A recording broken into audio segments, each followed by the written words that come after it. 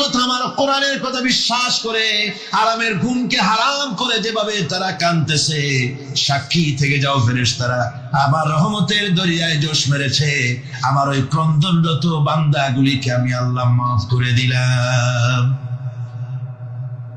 সুতরাং মুমিন বান্দা যারা, আল্লাহর মুমিন বান্দা যারা, এই ঈমানের কোয়ালিটি, এটাও হতাশায় নিরাশায় ভেঙে পড়বে না। গুনাহ তো মানুষই করে, গুনাহ হয়ে গেছে, মাপ চাও। তোমার গুনাহ কদ্দুর? তোমার গুনাহ যদি হয় পাহাড় সমান, আল্লাহর রহমত আকাশ সমান। জাহান্নামের কঠিন শাস্তি থেকে বাঁচতে হলে আল্লাহর প্রতি ঈমান আনতে হবে। আর ঈমান আনলে যে কোয়ালিটিগুলি হওয়া উচিত, সেগুলি আমি আপনাদের সামনে আলোচনা করছি। এরপরে আরেকটি কোয়ালিটি হবে মুমিনের, তা হলো কঠোর কঠিন বিপদে অবিচল থাকবে, বিপদে ভেঙে পড়বে না। বিপদ আপদ, শত্রুতা, ক্ষয় ক্ষতি যা কিছু হয় সবই আল্লাহর পক্ষ থেকে, এটা মেনে নিতে হবে এবং ধৈর্য ধারণ করতে হবে। বিপদ মুসিবত শুধু উম্মতের জন্য নয়, দুনিয়ার সমস্ত নবীদের বিপদ এসেছে, হয় নাই? নবীদের বিপদ আসে নাই? কোরআনে কারীম থেকে শুনুন, আল্লাহ রাব্বুল আলামিন বলেন, ওয়াকাযালিকা জাআলনা লিকুল্লি নাবিয়্যিন আদুওয়াম মিনাল মুজরিমিন। আল্লাহ পাক বলেন, এমনি করে আমি সকল নবীদের শত্রু বানিয়ে দিয়েছি সব পাপিষ্ঠ আর অপরাধ প্রবণ লোকদেরকে। প্রত্যেক যুগে নবীদের শত্রু ছিল, প্রত্যেক যুগে নবীদের কি ছিল? শত্রু ছিল। সে শত্রু কারা ছিল? আল্লাহ পাক বলছেন নবীদের শত্রু ছিল পাপিষ্ঠ আর অপরাধ প্রবণ লোক, এরাই ছিল নবীদের দুশমন। রাসূলগণের অবস্থা যদি এই হয়, তাহলে তার উম্মত, ওই দিনের ধারক বাহক যারা, তাদের বুঝি বিপদ আপদ হবে না? নাকি হবে কিনা? তো ইসলামের বিরোধিতা যারা করে, কোরআনের পরিভাষায় বলা হয়েছে ইসলামের দুশমন, নবীদের দুশমন। দুনিয়ার সব পাপিষ্ঠ আর অপরাধ প্রবণ লোকেরাই ইসলামের দুশমন হয়, নবীদের দুশমন হয়। আজও দেখেন, আজও তাকিয়ে দেখেন, ইসলামী আন্দোলনের বিরোধিতা যারা করে তারা পাপিষ্ঠ চরিত্রের কিনা তাকায় দেখেন, খুঁজে দেখেন, সর্বত্র খুঁজে দেখুন, খুঁজে দেখুন। যারা ইসলামী আন্দোলনের বিরোধিতা করে, যারা ইসলামকে মিটিয়ে দেওয়ার চেষ্টা করতেছে, যারা ইসলামকে মৌলবাদ বলে, ইসলামকে সাম্প্রদায়িক বলে, কোরআনে কারীমের কথা কত স্পষ্ট যে নবীদের দুশমন হয়, ইসলামের দুশমন হয় মুজরিম লোকেরা, অপরাধ প্রবণ আর পাপিষ্ঠ লোকেরা।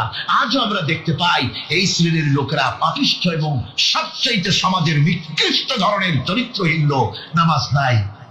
আপনি খুঁজে দেখেন, ইসলামী আন্দোলনের বিরোধিতা যারা করছে, যারা নেতৃত্ব দিচ্ছে, নামাজ নাই, রোজা নাই, চরিত্র নাই, হজ নাই, যাকাত নাই, মদ, জুয়া, জেনা, ব্যভিচার ইত্যাদিতে লিপ্ত। চেহারা দেখলে ছেলেপেলেরা 2 গ্লাস পানি খায়, ভস্ম যায়। কথা ঠিক কিনা কয়? এই হলো অবস্থা। মারে কেন? মুমিনদেরকে, পয়গম্বরদেরকে, সাহাবীদেরকে এবং ঈমানদারদেরকে মারে কেন? তার কারণ হচ্ছে আল্লাহ রাব্বুল আলামিন বলেছেন, ওয়া মা নাকামু মিনহুম ইল্লা আইয়ুমিনু বিল্লাহিল আজিজিল হামিদ। কাফিররা ঈমানদার লোকদেরকে অন্য কোন অপরাধী নির্যাতন চালায় না, নির্যাতন চালায় শুধু এই কারণে যেহেতু মুমিন লোকেরা পরাক্রমশালী, আল্লাহ রাব্বুল আলামিনের দ্বীনকে কায়েম করতে চায়, তার উপরে ঈমান এনেছে, এই কারণেই তারা মারে। ঠিক কিনা কর? যুগে যুগে নবীদের উপরে, সাহাবীদের উপরে যে অত্যাচার হয়েছে, সে অত্যাচার এই কারণেই হয়েছে, অন্য কোনো কারণে নয়। এই কঠিন বিপদে অবিচলতা এবং ধৈর্যের দৃষ্টান্ত নবীগণ পেশ করেছেন পৃথিবীর বুকে। আমরা দেখেছি ইব্রাহিম আলাইহিস সালামকে আগুনে ফালানো হয়েছে, আছে না কোরআন শরীফে? আমি কিন্তু গল্প করতেছি না, সব কোরআনের কথা। কিসের কথা? ইব্রাহিম আলাইহিস সালামকে আগুনে ফালানো হচ্ছে। অপরাধ কি? অপরাধ হচ্ছে হযরত ইব্রাহিম আলাইহিস সালাম দাওয়াত দিয়েছেন, লা ইলাহা ইল্লাল্লাহ।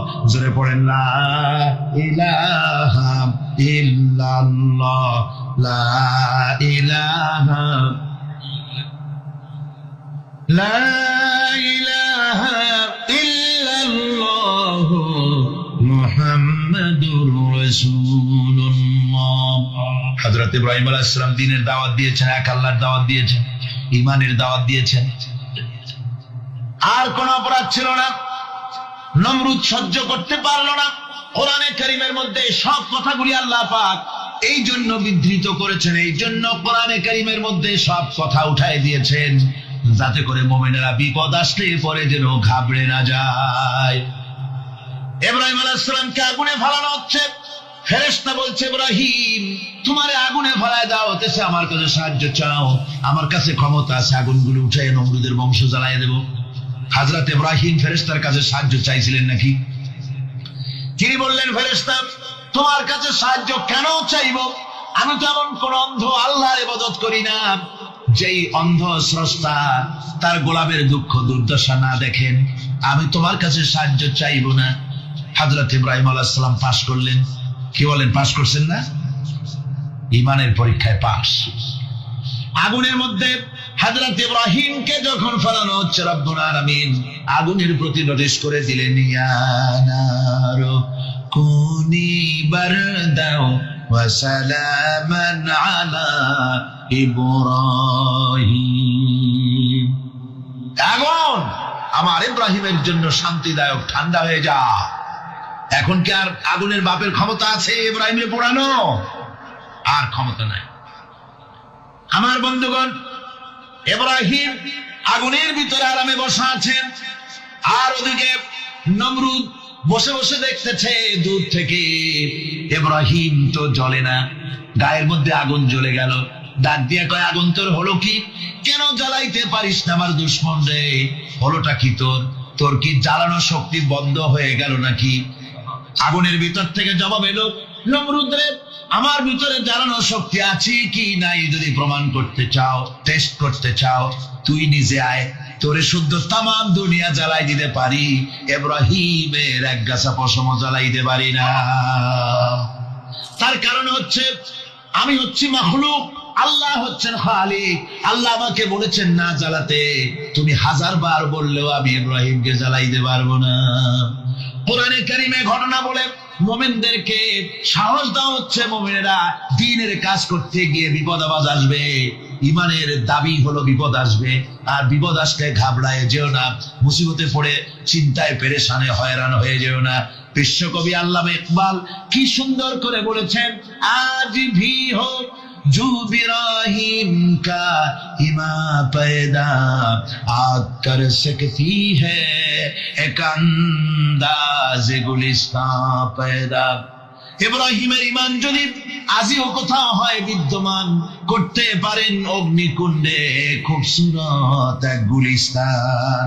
আজ যদি আগুনের ভিতরে কোন নমরুদ কোন ইব্রাহিমকে যদি ফেলে দেয়, আল্লাহ রাব্বুল আলামিন আজও আগুনকে ফুলের বাগান বানায়া দিবেন। সুবহানাল্লাহ।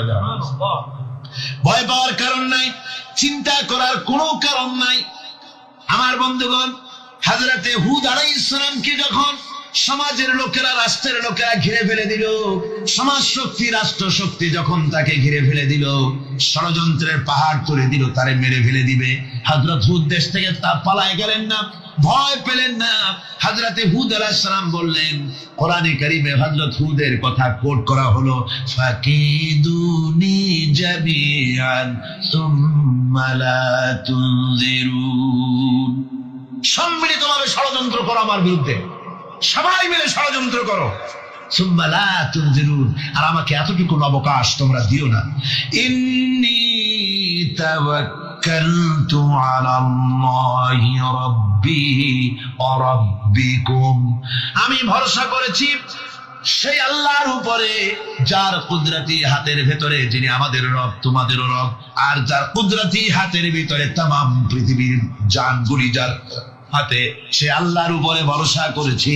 ষড়যন্ত্র যদ্দূর আছে করতে থাকো, আমি ষড়যন্ত্র পরোয়া করি না। সুবহানাল্লাহ। এটাই হলো মুমিনের কোয়ালিটি। শুধু ঈমান, লা ইলাহা ইল্লাল্লাহ মুহাম্মাদুর রাসূলুল্লাহ, গরুর গোশত খাই, আর রবিউল মাস আসতে পরে ইয়া নবী সালাম আলাইকা, ইয়া রাসূল সালাম আলাইকা, তারপরে গরম গরম জিলাপি আর রসগোল্লা খাইলাম খুব বেশি করিয়া, এর নাম মুমিন নয়। মুমিন হচ্ছে তার চলায় ফেরায়, ওঠায় বসায় সাহসিকতার এক আন্দাজ তৈরি হবে সে। আমার ভাইয়েরা, বিপদে অবিচলতা আমাদেরকে পয়গম্বরেরা শিক্ষা দান করেছেন। আমরা দেখতে পেয়েছি বিশ্বনবী জনাবে মুহাম্মদুর রাসূলুল্লাহ সাল্লাল্লাহু আলাইহি ওয়াসাল্লাম হিজরতের রাত, কাফেররা চতুর্দিকে দাঁড়ানো, হযরত জিবরাইল এসে বলেন, ইয়া রাসূলুল্লাহ, হে কাফেররা চতুর্দিকে ঘিরে দাঁড়িয়েছে, গভীর রাত, এখন হাতে তাদের তরবারি, সকাল হলে পরেই তারা আপনাকে মেরে ফেলে দিবে, তাড়াতাড়ি ওঠেন, মদিনার দিকে চলে যান। আল্লাহ নবী ঘুমের থেকে জেগে হযরত আলীকে ডেকে বলেন, আলী, আল্লাহ অর্ডার করেছেন আমি মদিনায় চললাম, আমার বিছানার পরে আমার চাদর গায়ে দিয়ে শুয়ে থাকো।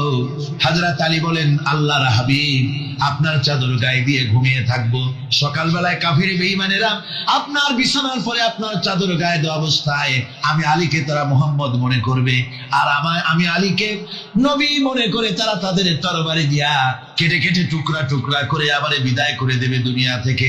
এতটুকুনো পরোয়া করি না, বরং আমার দিলের মধ্যে এটাই তৃপ্তি থাকবে যে আমি আলীর জীবনের বিনিময় আল্লাহর হাবিব দুনিয়ায় বেঁচে আছে। যে ব্যক্তি বিদ্রোহ করেছে এবং দুনিয়ার জীবনকে অগ্রাধিকার দিয়েছে তার জায়গা হচ্ছে জাহান্নাম। জোরে বলেন নাউজুবিল্লাহ। যে ব্যক্তি আল্লাহর সঙ্গে বিদ্রোহ করেছে আর পরকালের জন্য পাথর জোগাড় করে নাই, দুনিয়াকে অগ্রাধিকার দিল, পরকালকে ভুলে গেল, তার জায়গা হলো জাহান্নাম। ওয়াম্মা মান খাফা মাকামা রাব্বিহি ওয়া নাহান নাফসা আনিল হাওয়া ফাইন্নাল জান্নাতা হিয়াল মাওয়া। আর যে ব্যক্তি আপন প্রভুর সামনে উপস্থিত হওয়াকে ভয় করেছে এবং আপন প্রবৃত্তিকে লালসা মুক্ত করেছে, লালসার হাত থেকে রক্ষা করেছে, আল্লাহ রাব্বুল আলামিন কিয়ামতের দিন তার জন্য রেখে দিয়েছেন জান্নাত। তার জন্য কোন জায়গা? আমাদেরকে পরকাল ভিত্তিক জীবন যাপন যদি করি তাহলে কবরের জবাবগুলি খুব আসান হবে। আর যদি পরকাল ভিত্তিক জীবন যাপন না হয়, কবরটা মুসিবত হয়ে যাবে। হযরত ওসমান রাদিয়াল্লাহু তাআলা আনহু কবরের কাছে গিয়ে খুব কাঁদতেন। সাহাবায়ে কেরাম প্রশ্ন করেছেন, হুজুর, রাসূল করিম সাল্লাল্লাহু আলাইহি ওয়াসাল্লাম যখন জান্নাত ও জাহান্নামের ওয়াজ করেন তখনও তো এত বেশি আপনি কাঁদেন না, যত বেশি কাঁদেন কবরের কাছে এসে, কারণ কি? হযরত ওসমান রাদিয়াল্লাহু তাআলা আনহু বলতেন, আমার সাথীরা, আমি আমার হাবিবের কাছে, আল্লাহ রাব্বুল আলামিনের রাসূলের কাছে আমি শুনেছি এই কবরটাই হলো প্রথম স্টেশন, এই কবরটাই হলো প্রথম ইমিগ্রেশন কাউন্টার। এই জায়গায় কেউ যদি ধরা পড়ে যায়, কারো যদি চার্জশিট হয়ে যায়, সব জায়গায় ধরা পড়ে যাবে, হাসরে মিজানে সিরাতে কোনো জায়গায় নাজাত পাবে না। আর এই কবরটা যদি কেউ মুক্তি পেয়ে যায়, মিজান সিরাত হাসর সব জায়গা থেকে আল্লাহ তারে ভালোভাবে পার করে দিবেন। এটা হলো আসল জায়গা, মারাত্মক জায়গা, খুব মারাত্মক জায়গা। আমি এটাকে ইমিগ্রেশন কাউন্টার বলেছি আমার ভাষায়। ইমিগ্রেশন কাউন্টার যারা বিদেশ ভ্রমণ করেছেন তারা জানেন। লন্ডন যাবেন, আমেরিকা যাবেন, সৌদি আরব যাবেন, যে কোনো বিদেশে যাবেন, গেলেই পাসপোর্ট তারা দেখবে। পাসপোর্টে আপনার ন্যাশনালিটি কোনটা সেটাই তারা জানতে চাইবে। আপনি কোন দল করেন এটা তারা জানতে চাইবে না। আপনি কোন ভাষায় কথা বলেন তাও তাদের জানার দরকার নেই। প্রথমেই তারা আপনার ন্যাশনালিটি দেখবে, আপনার আইডেন্টিটি কি তারা জানতে চাইবে। তারপরে যদি স্যাটিসফ্যাক্টরি হয় আপনাকে ভিসা দিয়ে ভেতরে ঢুকবার ব্যবস্থা করে দেবে। আর যদি তারা স্যাটিসফাইড না হয় তাহলে আপনাকে মেহমানখানায় ঢুকানো হবে গ্রেফতার করে। কবর হচ্ছে এ ধরনের একটি ইমিগ্রেশন কাউন্টার। কবরের ভিতরে মানুষ যখনই রাখা হবে সঙ্গে সঙ্গে দুজন ফেরেশতা আসবে। কবরের কাছে যারা এসেছিল দাফন হয়ে যাওয়ার পর এই লোকগুলি 40 কদম যেতে যতক্ষণ লাগে এর মধ্যেই দুজন ফেরেশতা এসে যাবে, এসে জিজ্ঞেস করবে, মান রব্বুকা, তুমি কোন দল করতে? ওটা তাদের জানার দরকার নেই। চাকরি কিসে করতেন ওটা জানার দরকার নেই। ব্যবসা করতেন না চাকরি করতেন প্রয়োজন নেই।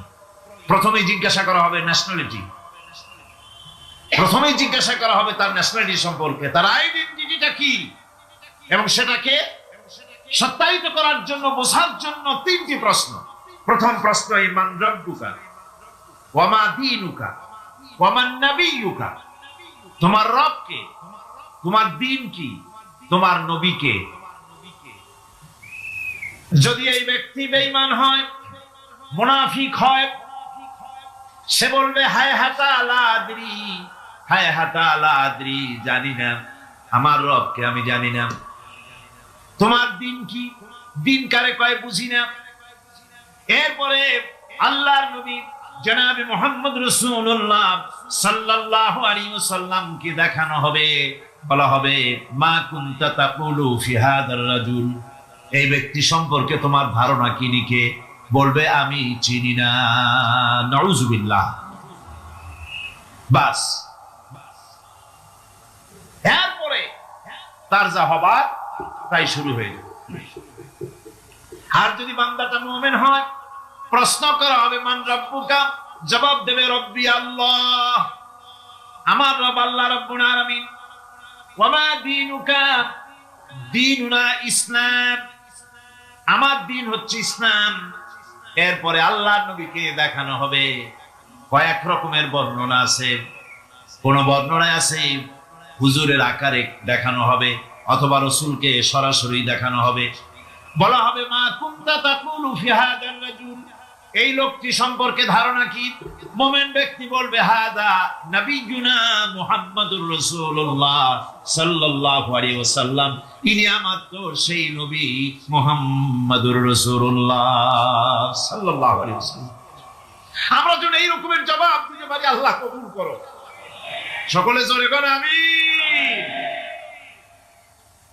জবাব হয়ে যাওয়ার পর গায়ব থেকে আওয়াজ আসবে, ফাফরিশু বিল জান্নাতি ওয়ালবিসু বিল জান্নাহ, ও আমার ফেরেশতারা, আমার এই বান্দাকে জান্নাতের পোশাক পরায়া দাও, আর কবরটাকে জান্নাতের বিছানা বিছায়া দাও। জান্নাতের পোশাক পরায়া দাও, জান্নাতের বিছানা বিছায়া দাও। ইলা মাদ্দা বাসারিহি, তার চোখের দৃষ্টি যত দূর যায়, কবরটা ততটা প্রশস্ত করে দাও। এরপর বেহেশতের পোশাক পরাইয়া, বেহেশতের বিছানা বিছায়া ফেরেশতা বলবে নুম কানাউমুল উরুস, ঘুমিয়ে যাও। দুলামিয়া যেমন বাসর সজ্জায় নতুন বউ নিয়ে আরামে ঘুমায়, এরকম আরামে ঘুমায় যাও। ইলা ইয়াউমিল কিয়ামা, কিয়ামত পর্যন্ত ঘুমায় আরামে ঘুমিয়ে থাকবে। এরপরে সিংগায় ফুৎকার হবে, সিংগার ফুৎকারের আওয়াজে তার ঘুম ভেঙে যাবে। বলবে ইয়া ওয়াইলানা মান বা'আথানা মিন মারকাদিনা, হায় আফসোস, আমার এত আরামের ঘুম থেকে কে আমাকে জাগ্রত করলো, আমার ঘুমটারে নষ্ট করলো কে। আওয়াজ আসবে হাদা মা ওয়াদার রহমান ওয়া সাদাকাল মুরসালুন, এটা হচ্ছে রহমানের সেই ওয়াদা, আর মুরসালিনরা নবীরা সত্য কথাই বলেছিলেন, সেই কিয়ামত অনুষ্ঠিত হচ্ছে। আমার বন্ধুগণ,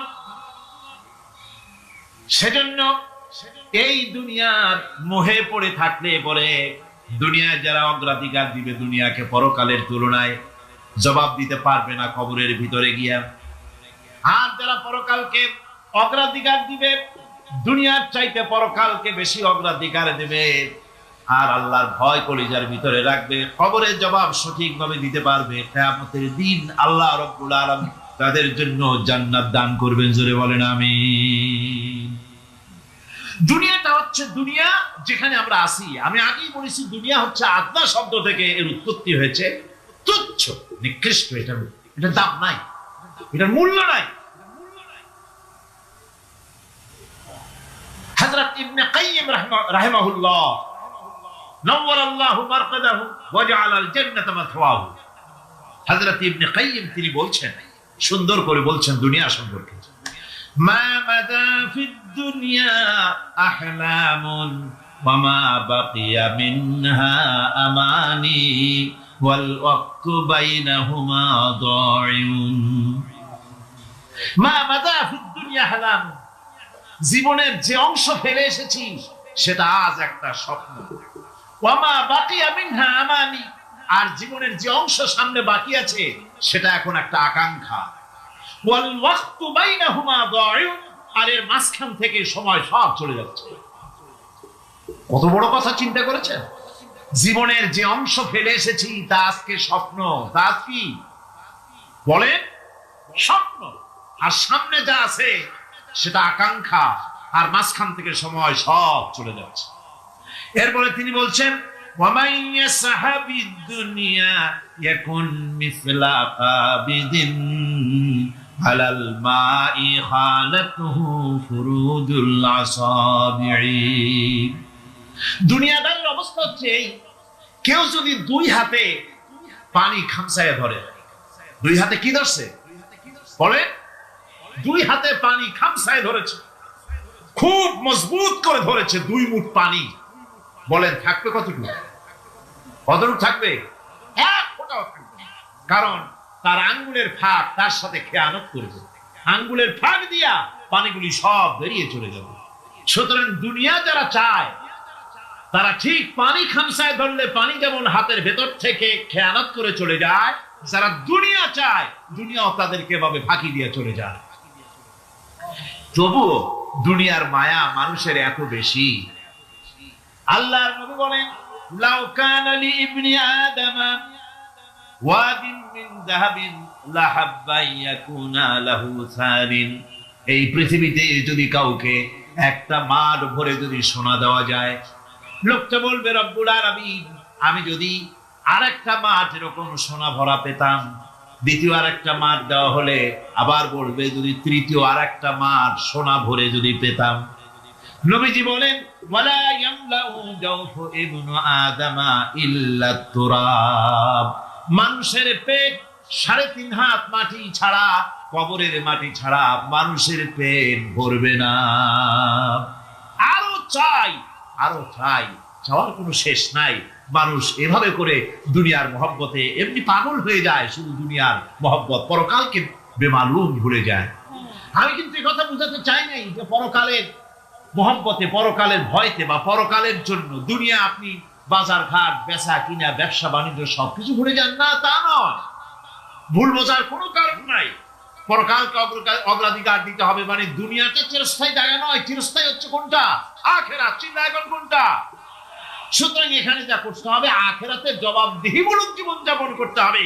আপনি ব্যবসা করবেন, ওজনে কম দিতে পারবেন না, আপনি খাদ্যে ভেজাল দিতে পারবেন না, চুরি করতে পারবেন না, ডাকাতি করতে পারবেন না, জেনা করতে পারবেন না, বদমাশি করতে পারবেন না, মদ খেতে পারবেন না, সন্ত্রাসী হতে পারবেন না, হাইজ্যাকার হতে পারবেন না, চাঁদাবাজ হতে পারবেন না, মুনাফাখোর হতে পারবেন না, আপনি চোরা কারবারি হতে পারবেন না, ঘুষখোর হতে পারবেন না, সুদখোর হতে পারবেন না। এই সব কাজ পরকালকে বিশ্বাস করলেই এ সমস্ত কাজ থেকে মানুষ বিরত থাকতে পারে। কথা ঠিক কিনা? এই হচ্ছে। সুতরাং এই পৃথিবী থাকবে না, এটা কি চিরকাল থাকবে? না, এর একটা পরিসমাপ্তি ঘটবে। যেমন করে সারা বছর লেখাপড়া করার পর কলেজে, বিশ্ববিদ্যালয়, মাদ্রাসায়, হাই স্কুলে, সব জায়গায় সারা বছর লেখাপড়া করার পর যেমন পরীক্ষা দেওয়ার একটা দিন আসে, সারা বছর ব্যবসা করার পর হিসাব নিকাশ করার যেমন একটা সময় আসে, সারা মাস চাকরি করার পর বেতন পাওয়ার যেমন একটা দিন আসে, সারা জীবন চাকরি করার পর পেনশন পাওয়ার যেমন একটা সময় আসে, অনুরূপ ভাবে এই দুনিয়া যেদিন শেষ হয়ে যাবে, আল্লাহ নির্ধারিত সময় শেষ হয়ে যাওয়ার পর একটা সময় আসবে যখন আল্লাহ রব্বুল আলামিন সব শেষ করে দিবেন, লন্ড ভন্ড হয়ে যাবে, কিছুই থাকবে না। কোরআনে কারিমে আল্লাহ সব বলেছেন, কোরআনে সব আল্লাহ বলে দিয়েছেন। আল্লাহ পাক বলেন এই পৃথিবীর সব কেমন ভাবে ধ্বংস হবে তার চিত্র আল্লাহ পাক কোরআনে কারিমে তুলে ধরেছেন। ইযাস সামাউন ফাতারাত ওয়া ইযাল কাওয়াকিবু তাসারাত ওয়া ইযাল বিহারু ফুজ্জিরাত ওয়া ইযাল কুবুরু বু'সিরাত। যখন আকাশসমূহ দীর্ঘ বিদীর্ণ হয়ে যাবে, তারকাগুলি বিক্ষিপ্ত হয়ে ছিটকে পড়বে, আর সমুদ্রগুলি উচ্ছ্বসিত হয়ে পড়বে, কবরগুলি সব তার ভেতরে যা আছে উদ্গীরণ করে দেবে, তারকাগুলি স্থিমিত হয়ে যাবে। এরপরে সমস্ত আকাশগুলি কাতাইয়িস সিজিল্লি লিল কুতুব, কিতাবের পৃষ্ঠার মতো একটার পরে একটা ঠাস ঠাস করে পড়তে থাকবে, চূর্ণ বিচূর্ণ হয়ে ভেঙে চুরে একাকার হয়ে যাবে। পাহাড়গুলিকে উড়িয়ে দেওয়া হবে, চন্দ্র এবং সূর্য একাকার হয়ে। আল্লাহ রাব্বুল আলামিন বলেন, ফাইদা বারিকাল বাসার ওয়া খাসাফাল কমার ওয়া জুমিআশ শামসু ওয়াল কমার। চক্ষু যখন বিস্ফারিত হয়ে যাবে, চাঁদ যখন তার আলো হারিয়ে ফেলবে, সূর্য যখন তার আলো হারিয়ে ফেলবে, চাঁদ আর সূর্য সব একাকার হয়ে যাবে। সেই সময়ের অবস্থাটা কি চিন্তা করো। মানুষ হয়রান হয়ে দৌড়াদৌড়ি করবে।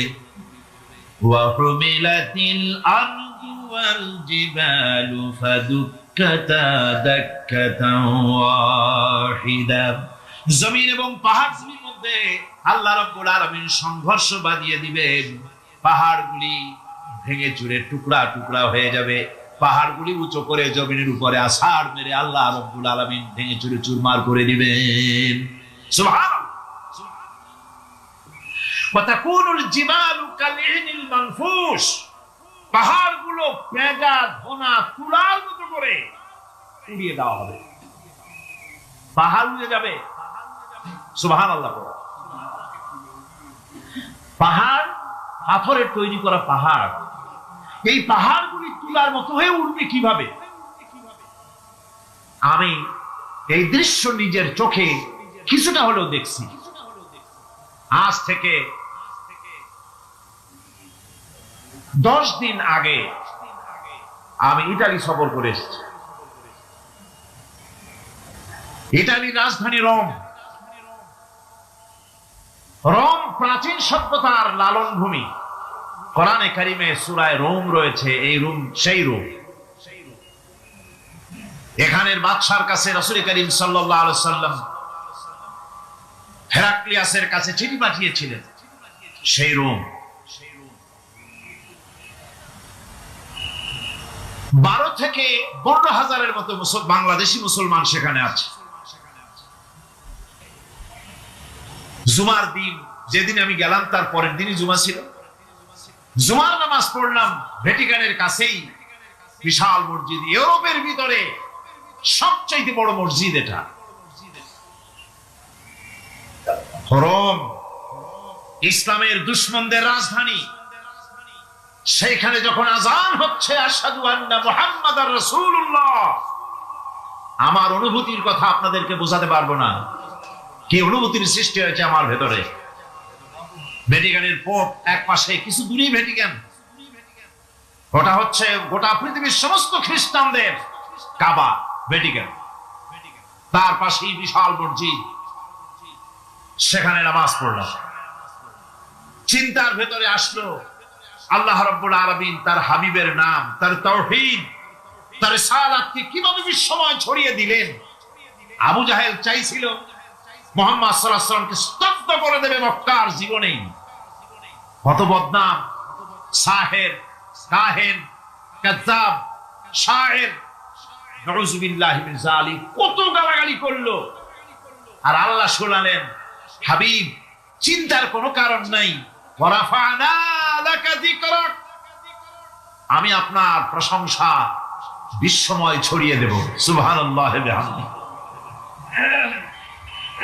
রোম প্রোগ্রাম শেষ করে আমাকে তারা নিয়ে গেল, যেটা আমি বলছি সফর কাহিনী শোনাবার সময়টা না, যেহেতু এর সঙ্গে প্রাসঙ্গিক সেজন্য বলছি। পাহাড় কেমনে তুলার মতো হয়ে উঠবে তার নজির দেখেছি। রোম শহর থেকে 300 মাইল দূরে, 300 কিলোমিটার দূরে নেপোলিয়ান বোনাপার্ট তার বাড়ি, এবং ওটা তার নামে একটা প্রভিন্স। ভূমধ্য সাগরের পারে ভিসুভিয়াস, পৃথিবীর সবচাইতে বড় আগ্নেয়গিরি, সেটা দেখাতে নিয়ে যাওয়া হলো আমাকে। যে পাহাড়টা পৃথিবীর মাটি থেকে তার চূড়া হচ্ছে 3 মাইল উঁচু।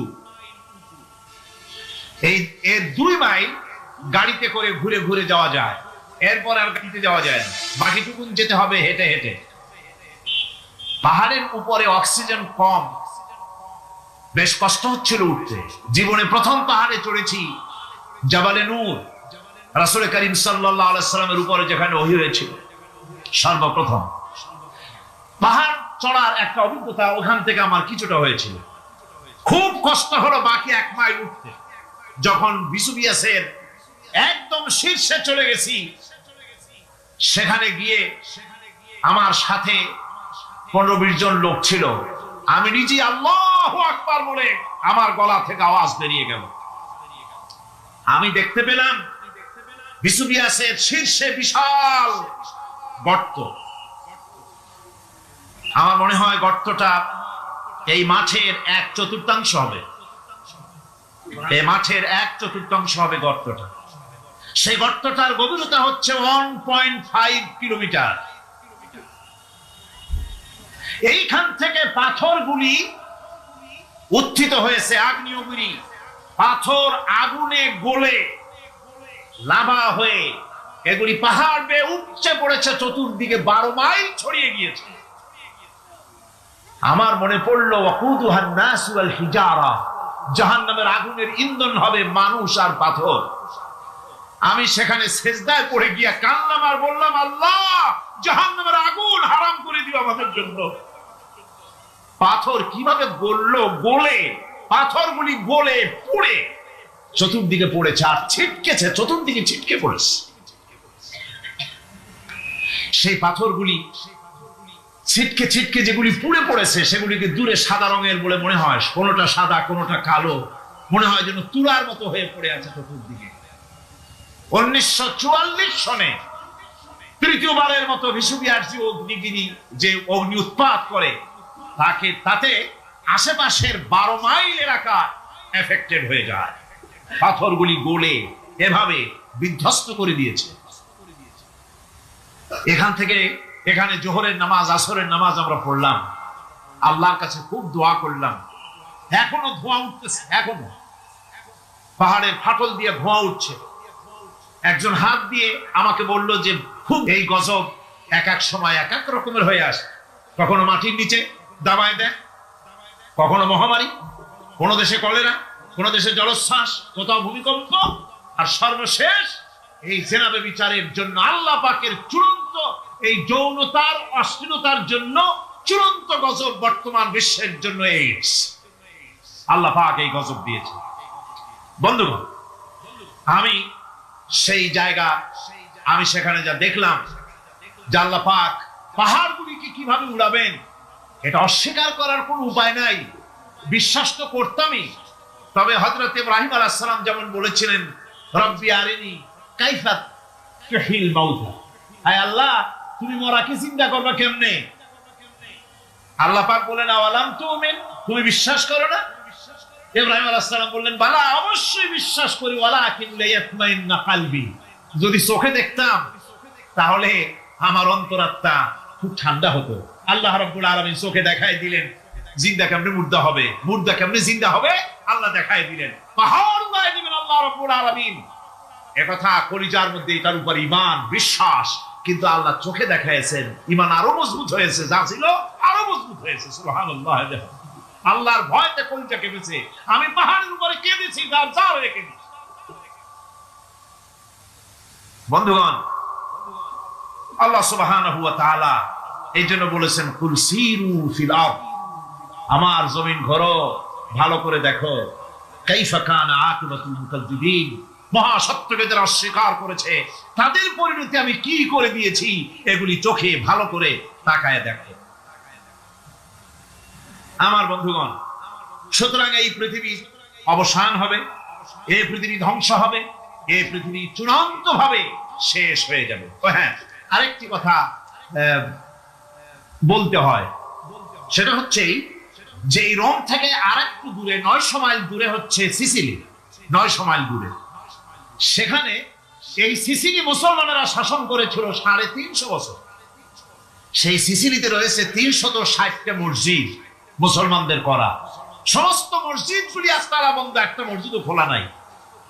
সেখানকার মুসলমানেরা ওয়াজ শুনতে এসেছিল রোমে। আমি তাদের জন্য পরামর্শ দিয়েছি যে গভর্নমেন্টের কাছে তোমরা দাবি জানাও যে অন্তত একটা মসজিদের দরজা আমাদের জন্য খুলে দাও।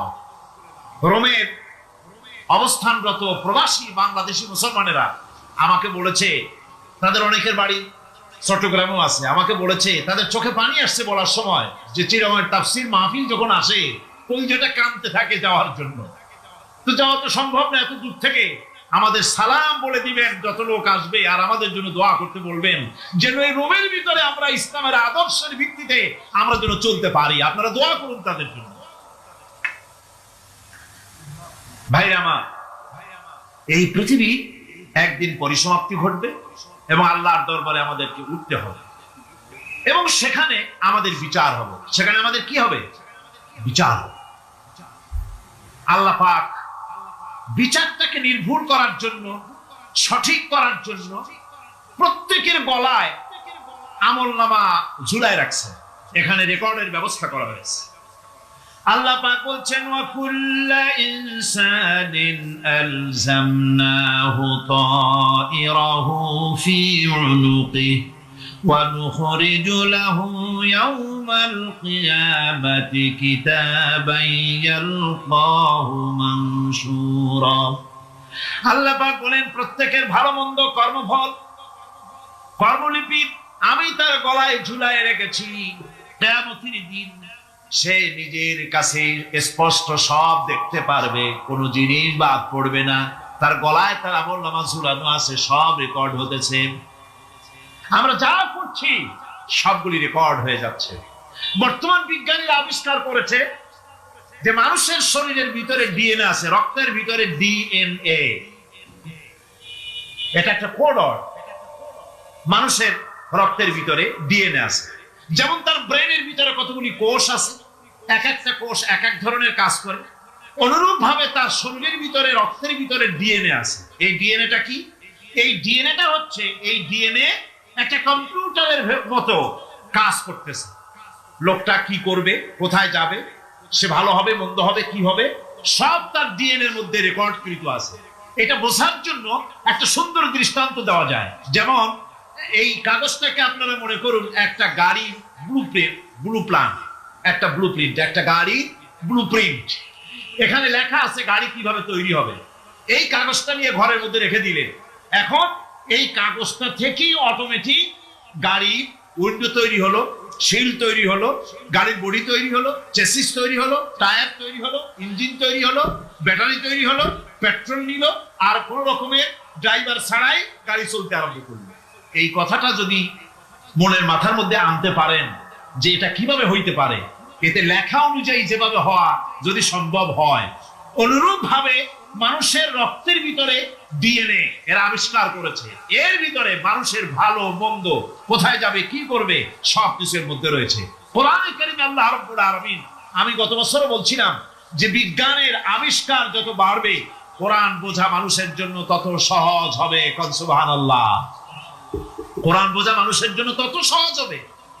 সুতরাং মানুষের গলার সাথে আল্লাহ পাক বলছেন যে একটা আমলনামা আমি ঝুলাই দিয়েছি তার গলার সাথে, সে যা করতেছে ওখানে সব লিপিবদ্ধ হচ্ছে, কম্পিউটারাইজড, কম্পিউটারের মতো এগুলি সব গ্রহণ করতেছে। এগুলি কিয়ামতের দিন তার সামনে হাজির করা হবে। কিয়ামতে যখন আমলনামা তার সামনে দিয়ে বলা হবে ইকরা কিতাবাকা কাফা বিনাফসিকাল ইয়াওমা আলাইকা হাসিবা, তাকে বলা হবে নিজের কর্মলিপি নিজেই পড়ো, আজ তুমি তোমার নিজের হিসাব নিতে যথেষ্ট। বন্ধুগণ, এই মাহফিলে যত লোক আমরা বসে আছি, আমরা আমাদের হিসাব নিতে যথেষ্ট না আরেকজন লাগবে? কোন আমরা যথেষ্ট কিনা? কথা বোঝেন নাই। আমি বলতে চেয়েছি এটা, আমরা যদি এখন চোখ বুঝে চিন্তা করি যে পিছনের জীবনে কি করেছি, মনে পড়বে নাকি পড়বে না? বলেন সবাই পড়বে কি পড়বে না?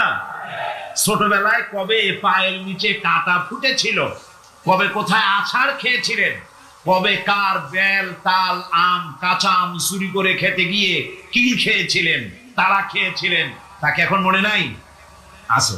তাহলে কি ওই তাল বেল চুরি করতে গিয়ে যে কিলটা খাইছিলেন সেটাও মনে আছে, ভালো মন্দ সব মনে আছে। তাহলে কোন হোটেলের রুমে কি করছিলেন, কোন স্কুলে কোন কলেজে কি করছিলেন, তারপরে জীবনে ছোট বড় ঘটনাগুলি সব বুঝতে মনে পড়বে না?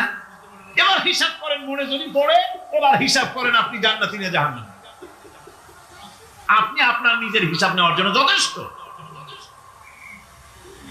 তাকে হিসাব করতে বলা হবে, তোমার হিসাব, তোমার নিজের হিসাব নেওয়ার জন্য তুমি যথেষ্ট, তোমার হিসাব তুমি নিজেই করো, এটা পড়ো। আর সেই কিয়ামতের দিন কোন সাহায্যকারী মিলবে না। লান তানফাকুম আরহামুকুম ওয়ালা আওলাদুকুম ইয়াওমাল কিয়ামাহ। লান তানফাকুম, কিয়ামতের দিন কোনো ফায়দা হবে না, অবশ্যই কোনো ফায়দা হবে না, কোনো উপকারে আসবে না। কিয়ামতের দিন তোমার সন্তান, তোমার স্ত্রী, তোমার মাল, তোমার সম্পদ কোনো উপকারে আসবে না। কিয়ামতের ময়দানে সেদিন সব তোমার সাথে বিচ্ছেদ করবে, সব পালায় যাবে। সেখানে উৎকোষেরও কোনো কারবার নাই যে ঘুষ টুস দিয়া, ফেরেশতাদের কোনো রকম বুঝবাজ দিয়া, আলাদা কোনো সোরাগলি পথ দিয়া একেবারে ফুট করে ভেস্তে চলে যাবেন, এমন কোনো সুযোগ নাই। অনেকে বলে হুজুর এমন কিছু দোয়া শিখায় দেন যাতে ওই সব জেহাদ বোমা এগুলি খুব ভয় পাই, ওসব রাস্তা রাস্তা না, খুব সহজে কিছু দোয়া দুরূদ করিয়া আস্তে করে জান্নাতে চলে যাওয়া যায়, এরকম একটা দোয়া, এরকম একটা পথ বলে দেন। আমি বলি ভাই, এরকমের কোন সূরাগুলি আমার রাসূল আবিষ্কার করতে পারেন নাই। আল্লাহর পয়গম্বরের ওই ধরনের পথ, কোন পথ আবিষ্কার করতে পারেন নাই। সেখানে কিয়ামতের দিন কাউকে উৎকোষ গ্রহণ করার কেউ নাই, উৎকোষ দেওয়া যাবে না। আর উৎকোষ দিবি না কি, আপনার কাছে কিছু নাইও, থাকলেও নেওয়ার কেউ নাই। এই দুনিয়ায় ফাঁকিবাজি করে বহুত কিছু করা যায়, কিন্তু কিয়ামতের মাঠে এগুলি কিছুই চলবে না। اليوم لا ينفع مال ولا بنون। কিয়ামতের দিন ধন, সন্তান, সন্ততি আর সম্পদ কোনো কাজে লাগবে না। সেদিন শুধু আমল, আমল যদি ভালো হয় কাজে লাগবে, আমল খারাপ হবে সব শেষ হয়ে যাবে। আল্লাহ রাব্বুল আলামিন নবীজিকে ডেকে বলেছেন, নবী আপনি বলেন, কুল মা কুনতু বিদআম মিনার রাসূল, আপনি বলুন আমি কোন নতুন রাসূল নই, আমার আগে অনেক নবী রাসূল পৃথিবীতে এসেছেন, তারা বিদায় হয়ে গেছেন। আমি জানি না কিয়ামতের দিন আল্লাহ রাব্বুল আলামিন আমার সাথে কি ব্যবহার করবেন, আর আমি এও জানি না যে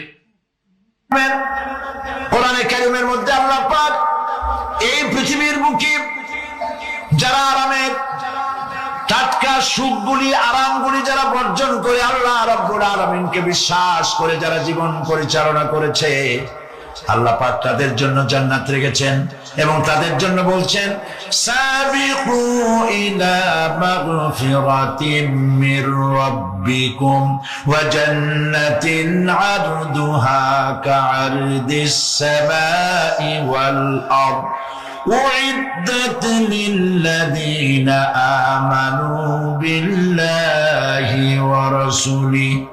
আল্লাহ পাক বলেন, প্রতিযোগিতা করো আল্লাহর মাগফিরাত কামনার জন্য আর জান্নাতে যাওয়ার জন্য প্রতিযোগিতা করো, আল্লাহর রহমত পাওয়ার জন্য সৎ কাজের প্রতিযোগিতা করো, তাহলে আল্লাহ রাব্বুল আলামিন তোমাদেরকে ক্ষমা করবেন আর তোমাদের জন্য এমন জান্নাত দিবেন যেই জান্নাত আকাশের বিশালতার, জমিনের বিশালতার মতো। এই বিরাট জান্নাত তোমাদেরকে দিবেন। এই জান্নাত চিরস্থায়ী সুখ এবং শান্তি জায়গা হবে। মাসালুল জান্নাতিল্লাতী উইদাল মুত্তাকুন ফিহা আনহারুম মিন মাইন গায়রি আসিনিন ওয়া আনহারুম মিন লাবানিন লাম ইয়াতাগায়্যার তা'আমুহু। আল্লাহ পাক বলছেন, জান্নাত আল্লাহ পাক ওয়াদা করেছেন মুত্তাকীদের জন্য। আল্লাহ পাক জান্নাত দিবেন যে জান্নাতের ভিতরে রয়েছে মধুর প্রস্রবণ, রয়েছে দুধের প্রস্রবণ, রয়েছে সেখানে স্বচ্ছ পানীয় পানির প্রস্রবণ রয়েছে। এই সুন্দর জান্নাত, ঝর্ণা ধারা আল্লাহ পাক সৃষ্টি করেছেন, বাগ বাগিচা দিয়ে ভরে রেখেছেন জান্নাত। সেই জান্নাতে জান্নাত হবে এয়ার কন্ডিশন, রোদ্রের তাপ হবে না সেখানে, রোদ্রের খরতাপ হবে না সেখানে, ঠান্ডার প্রচন্ডতা থাকবে না। কিরকম হবে জায়গাটা? আল্লাহ পাক বলছেন মুত্তাকিনা আলাল আরাইকি লা ইয়ারাউনা ফিহা শামসান ওয়ালা জামহারিরা ওয়া দানিয়াতান আলাইহিম যিলালুহা ওয়া দুল্লিলাত কুতুফুহা তাদলিলা। আল্লাহ পাক এমন জান্নাত রেখেছেন, সেই আল্লাহ পাক সেই জান্নাতের ভিতরে জান্নাতীরা ঠেস লাগায়া মুখোমুখি অবস্থায় তারা সেখানে বসবে, আর জান্নাতীদের মনের মধ্যে কোনো দুঃখ থাকবে না, পেরেশানি থাকবে না। পৃথিবীতে মানুষের দুঃখ থাকে, পেরেশানি থাকে, সেখানে কোনো দুঃখ আর পেরেশানি থাকবে না। সেই জায়গাটা হবে শীতাতপ নিয়ন্ত্রিত, না শীত না গরম, চির বসন্ত বিরাজ করবে। জান্নাতীরা সেখানে থাকবে।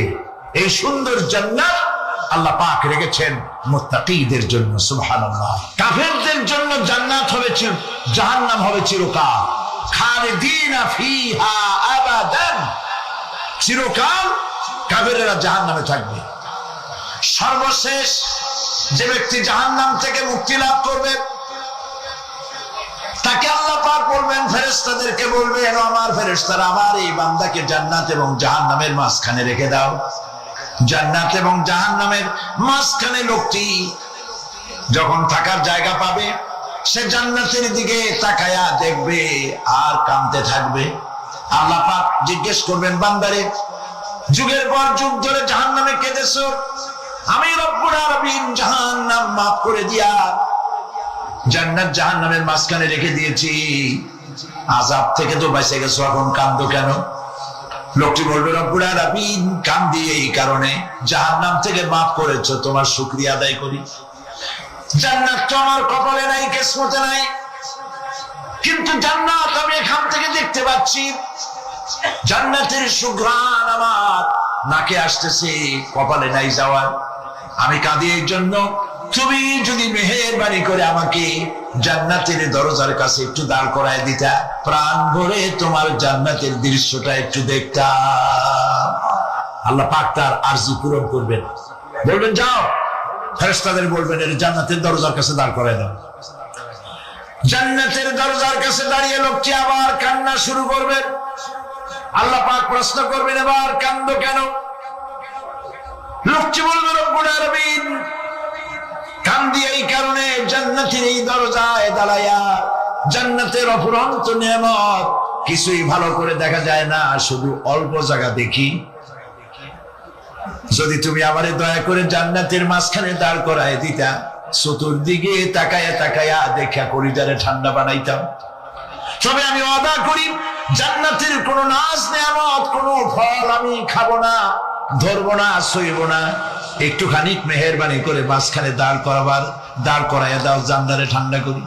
আল্লাহ রাব্বুল আলামিন ফেরেশতাদের বলবেন, আমার এই বান্দারে জান্নাতের মাঝখানে দাঁড় করাইয়া দে। আল্লাহর নবী বলেন, জান্নাতের মাঝখানে দাঁড়িয়ে লোকটি আগের চাইতে আরো জোরে চিৎকার মেরে কাঁদতে থাকবে। আল্লাহ পাক বলবেন, বান্দারে কি হলো তোর? দরজার কাছে আসতে চাইছিলে, আইনা দিলাম। আবার এবার মাঝখানে আসতে চাইছো, তাও এনে দিয়েছি, আবার কান্দো কেন? লোকটি বলবে, রব্বুল আলামিন এবার কান্দি এই জন্যে, তুমি যখন দয়া করে একটিবার জান্নাতের মাঝখানে এনে আমাকে দাঁড় করায় দিয়েছো, তুমি রহমান রহিম গফুরুর রহিম, এই জান্নাত থেকে আমার আর বাইর করে দিও না। আল্লাহ রাব্বুল আলামিন বলবেন, ও আমার বান্দারে, আমার এই জান্নাত তোর খুব পছন্দ হয়েছে নাকি? লোকটি বলবে, রব্বুল আলামিন কলিজা ঠান্ডা হয়ে গেছে, ভাবতেও পারি না এই জান্নাত এত সুন্দর। আল্লাহ পাক বলবেন, বান্দারে এরকম একটি নয়, দুইটা নয়, তোর জন্য আমি 10টা জান্নাত এরকম রিজার্ভ করে রাখছি। সুবহানাল্লাহ। আল্লাহ পাককে ভয় করে পৃথিবীর সমস্ত পাপ থেকে যারা নিজেকে রক্ষা করবে, আল্লাহ তাদের জন্য এই জান্নাত রেখে দিয়েছেন। সুবহানাল্লাহ। সেই জান্নাতের রিসিপশন আপনারা আন্দাজ করতে পারবেন না, রিসিপশন কারে কয়। কি এর প্রধানমন্ত্রী আর প্রেসিডেন্ট, 4-5টা পুলিশ আর আর্মি আসে একটা ফট করে সেলুট মারলো, বাস শেষ হয়ে গেল। এরকম না, জান্নাতীদেরকে রিসিপশন দেওয়া হবে। জান্নাতীরা যখন আল্লাহর হুকুমে জান্নাতের দিকে যেতে লাগবে, আর যখন জান্নাতের কাছে চলে যাবে, আল্লাহ রাব্বুল আলামিন শোনায় দিচ্ছেন, হাত্তা ইযা জাউহা ফুতিহাত আবওয়াবুহা ওয়া ক্বালা লাহুম খাযানাতুহা সালামুন আলাইকুম তিবতুম ফাদখুলুহা খালিদিন। সুবহানাল্লাহ। জান্নাতীরা যখন জান্নাতে প্রবেশ করার দরজার মুখোমুখি হবে, দ্বার রক্ষীগণ তখন বলবে, সালামুন আলাইকুম, আল্লাহর শান্তি তোমাদের উপরে বর্ষিত হোক। সুবহানাল্লাহ। দুনিয়ার টাটকা টাটকা সুখগুলি 2 পা দিয়ে ছেড়ে দিয়েছো, টাটকা সুখগুলি গ্রহণ করো নাই, হারাম খাও নাই, আল্লাহর দ্বীন কায়েমের জন্য রক্ত দিয়েছো, জীবন দিয়েছো, কষ্ট করেছো, আল্লাহকে ভয় করেছো, আমাদের সালাম গ্রহণ করো, জান্নাতের মধ্যে ঢুকে যাও চিরকালের জন্য। সুবহানাল্লাহ। আর বাইর হওয়া লাগবে না, চিরকাল এই জান্নাতের মধ্যে তোমরা বসবাস করতে পারবে, আল্লাহ রাব্বুল আলামিনের ফেরেশতারা বলে দিবেন। জান্নাতের মধ্যে আল্লাহ পাক হুরদের সঙ্গে জান্নাতীদের বিয়ের ব্যবস্থা করে দিবেন। কোরআনে কারিমে আল্লাহ পাক বলেন, মুত্তাকিইনা আলা সুরুরিন মাসফুফাতিন ওয়া যাওয়াজনাহুম বিহুরিন ঈন।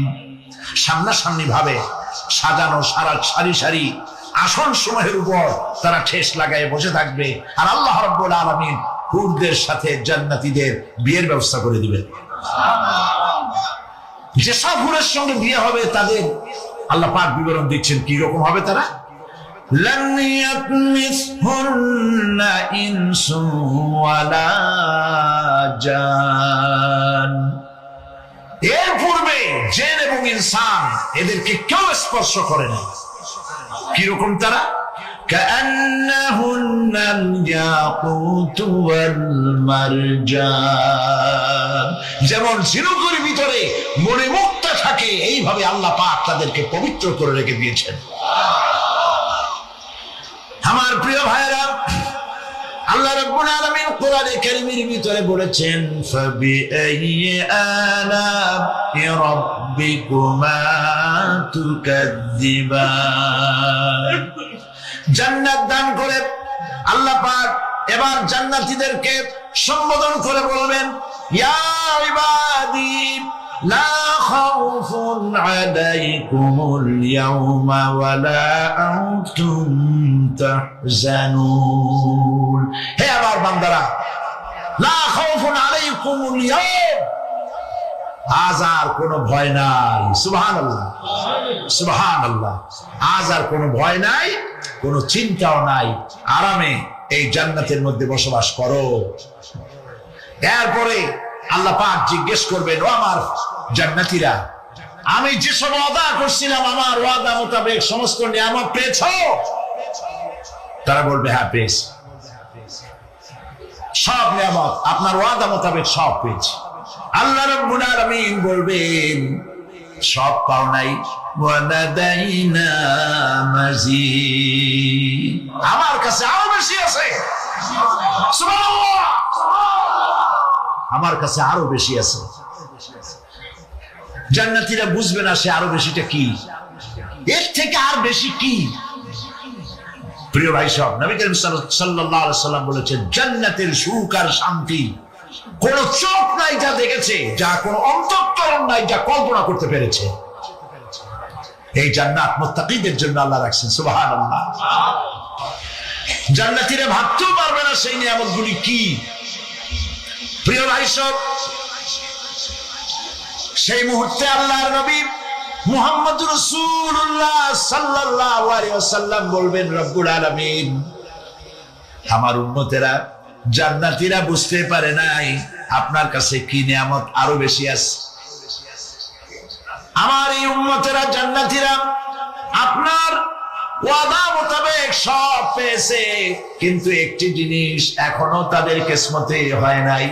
সে জিনিসটা হলো, যারা তার রবকে না দেখে শুধু কোরআন আর হাদিসের কথা শুনে আরামের ঘুম হারাম করে তাহাজ্জুদের নামাজ আদায় করেছিল, চোখের পানি ফেলেছিল, যারা জান্নাত দেখে নাই, জাহান্নাম দেখে নাই, আপনাকে ভয় করে যারা জীবন পরিচালনা করেছিল, যারা আপনাকে দেখে নাই, না দেখে শুধু কোরআন হাদিস বিশ্বাস করে যারা অকাতরে নিজেদের জীবন বিলায় দিয়েছিল, এই জান্নাতীরা এখন পর্যন্ত তার রবকে দেখতে পারে নাই। আল্লাহ রাব্বুল আলামিন তার সামনে থেকে 70,000 পর্দা সরে যাবে।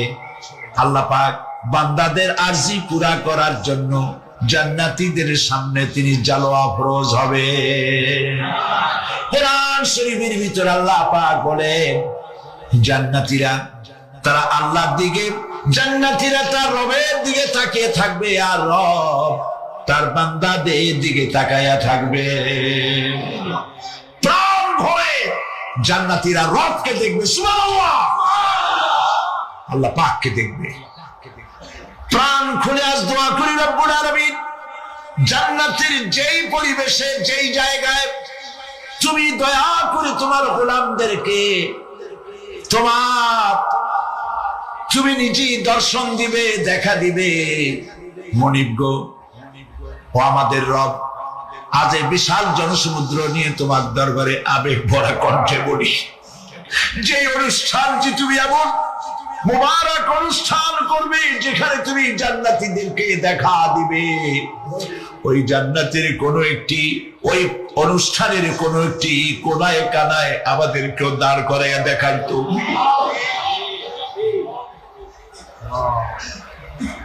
প্রিয় ভাই সব, আল্লাহ রাব্বুল আলামিন মানুষের সামনে এত সব নিয়ামত রেখেছেন, এই জান্নাত দান করবেন। এরপরে আল্লাহ রাব্বুল আলামিন কোরআনে কারীমের মধ্যে বলেছেন, রব্বিস সামাওয়াতি ওয়াল আরদি ওয়া মা বাইনাহুমার রাহমানি লা ইয়ামলিকুনা মিনহু খিতাবা। এসব পুরস্কার রয়েছে তোমাদের সেই রবের পক্ষ থেকে যিনি আকাশ আর জমিনের মালিক। সুবহানাল্লাহ বলবেন না? যার সামনে কথা বলার ক্ষমতা কারো হবে না। এটি একটি মারাত্মক কথা। কিয়ামতের দিন আল্লাহর দরবারে কেউ কথা বলতে পারবে না আল্লাহর নির্দেশ ছাড়া। একটি আকীদা পরিষ্কার করে নিয়ে যান আপনাদের, সে আকীদাটা এভাবে পরিষ্কার করুন, কোন পীর সাহেব, কোন খাজা বাবা, কোন মাওলানা, কোন মুহাদ্দিস, কোন বুজুর্গ আপনাকে সুপারিশ করতে পারবে না যদি না আল্লাহ পাক তাকে কথা বলার তৌফিক না দেয়। মনে থাকবে এটা? আয়াতুল কুরসির ভিতরে আমরা পড়ি, মান যাল্লাযী ইয়াশফাউ ইনদাহু ইল্লা বিইযনিহি। আল্লাহ পাক বলেছেন, কিয়ামতের দিন আল্লাহর দরবারে কার সাহস আছে কথা বলতে পারে? মান যাল্লাযী ইয়াশফাউ ইনদাহু ইল্লা বিইযনিহি। আল্লাহর ওয়াদা ছাড়া, হুকুম ছাড়া আল্লাহর সামনে কথা বলা সেদিন কেউ থাকবে না। সুবহানাল্লাহ, কেউ কথা বলতে পারবে না। সুপারিশ করতে হবে, আল্লাহ যারে বলেন তুমি করো, অমুকের জন্য করো, সেই ব্যক্তি শুধু তার জন্যই করতে পারবে, আর কেউ কথা বলতে পারবে না। সেই কঠিন হাসরের ময়দান, যেদিন শুধুমাত্র আল্লাহ পাক কথা বলবেন, আর যারে বলতে বলবেন সেই কেবলমাত্র বলতে পারবে। সুপারিশ এটি আল্লাহ পাক কিয়ামতে পারমিশন দিলে বলা যাবে। হযরত ইব্রাহিম আলাইহিস সালাম কিয়ামতের দিন তার নিজের পিতা সম্পর্কে সুপারিশ করবেন, রব্বুল আলামিন আমার আব্বার জন্য সুপারিশ করতেছি, মেহেরবানি করে জাহান্নাম থেকে তারে আপনি রক্ষা করুন। আল্লাহ রব্বুল আলামিন বলবেন, ইব্রাহিম তোমার সুপারিশ মঞ্জুর হবে না। প্রিয় ভাই সব একটু মাথা খাটান, চিন্তা করেন।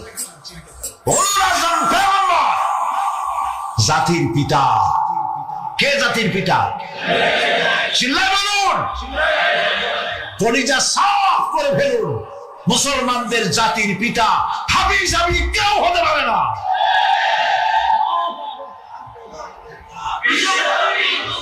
মিল্লাতা আবিকুম ইব্রাহিম, ইব্রাহিম আলাইহিস সালাম এই মিল্লাতের পিতা। সুবহানাল্লাহ। হযরত ইব্রাহিম আলাইহিস সালাম কিয়ামতের দিন বলবেন, আল্লাহ আমার আব্বার জন্য সুপারিশ করছি। আল্লাহ পাক বলবেন মঞ্জুর হবে না। আসর তোমার পিতা হতে পারে, কিন্তু আমার খলিলকে আগুনে ফেলার জন্য নমরুদকে সে সহযোগিতা করেছে। আমি তোমার পিতার নামের আগুনের তৈরি করা জুতার তাপে আবু তালেবের মাথার ঘিলুগুলো টকবক করে বউ পড়তে লাগবে।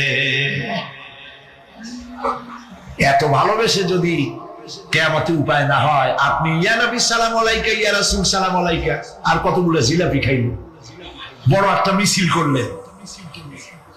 প্রিয় ভাই সব, এইসব বেদাত ছাড়ুন, এগুলি সুস্পষ্ট বিদাত। রাসূলুল্লাহকে ভালোবাসবেন, সাহাবীরা যেভাবে ভালোবেসেছেন ওইভাবে ভালোবাসবেন।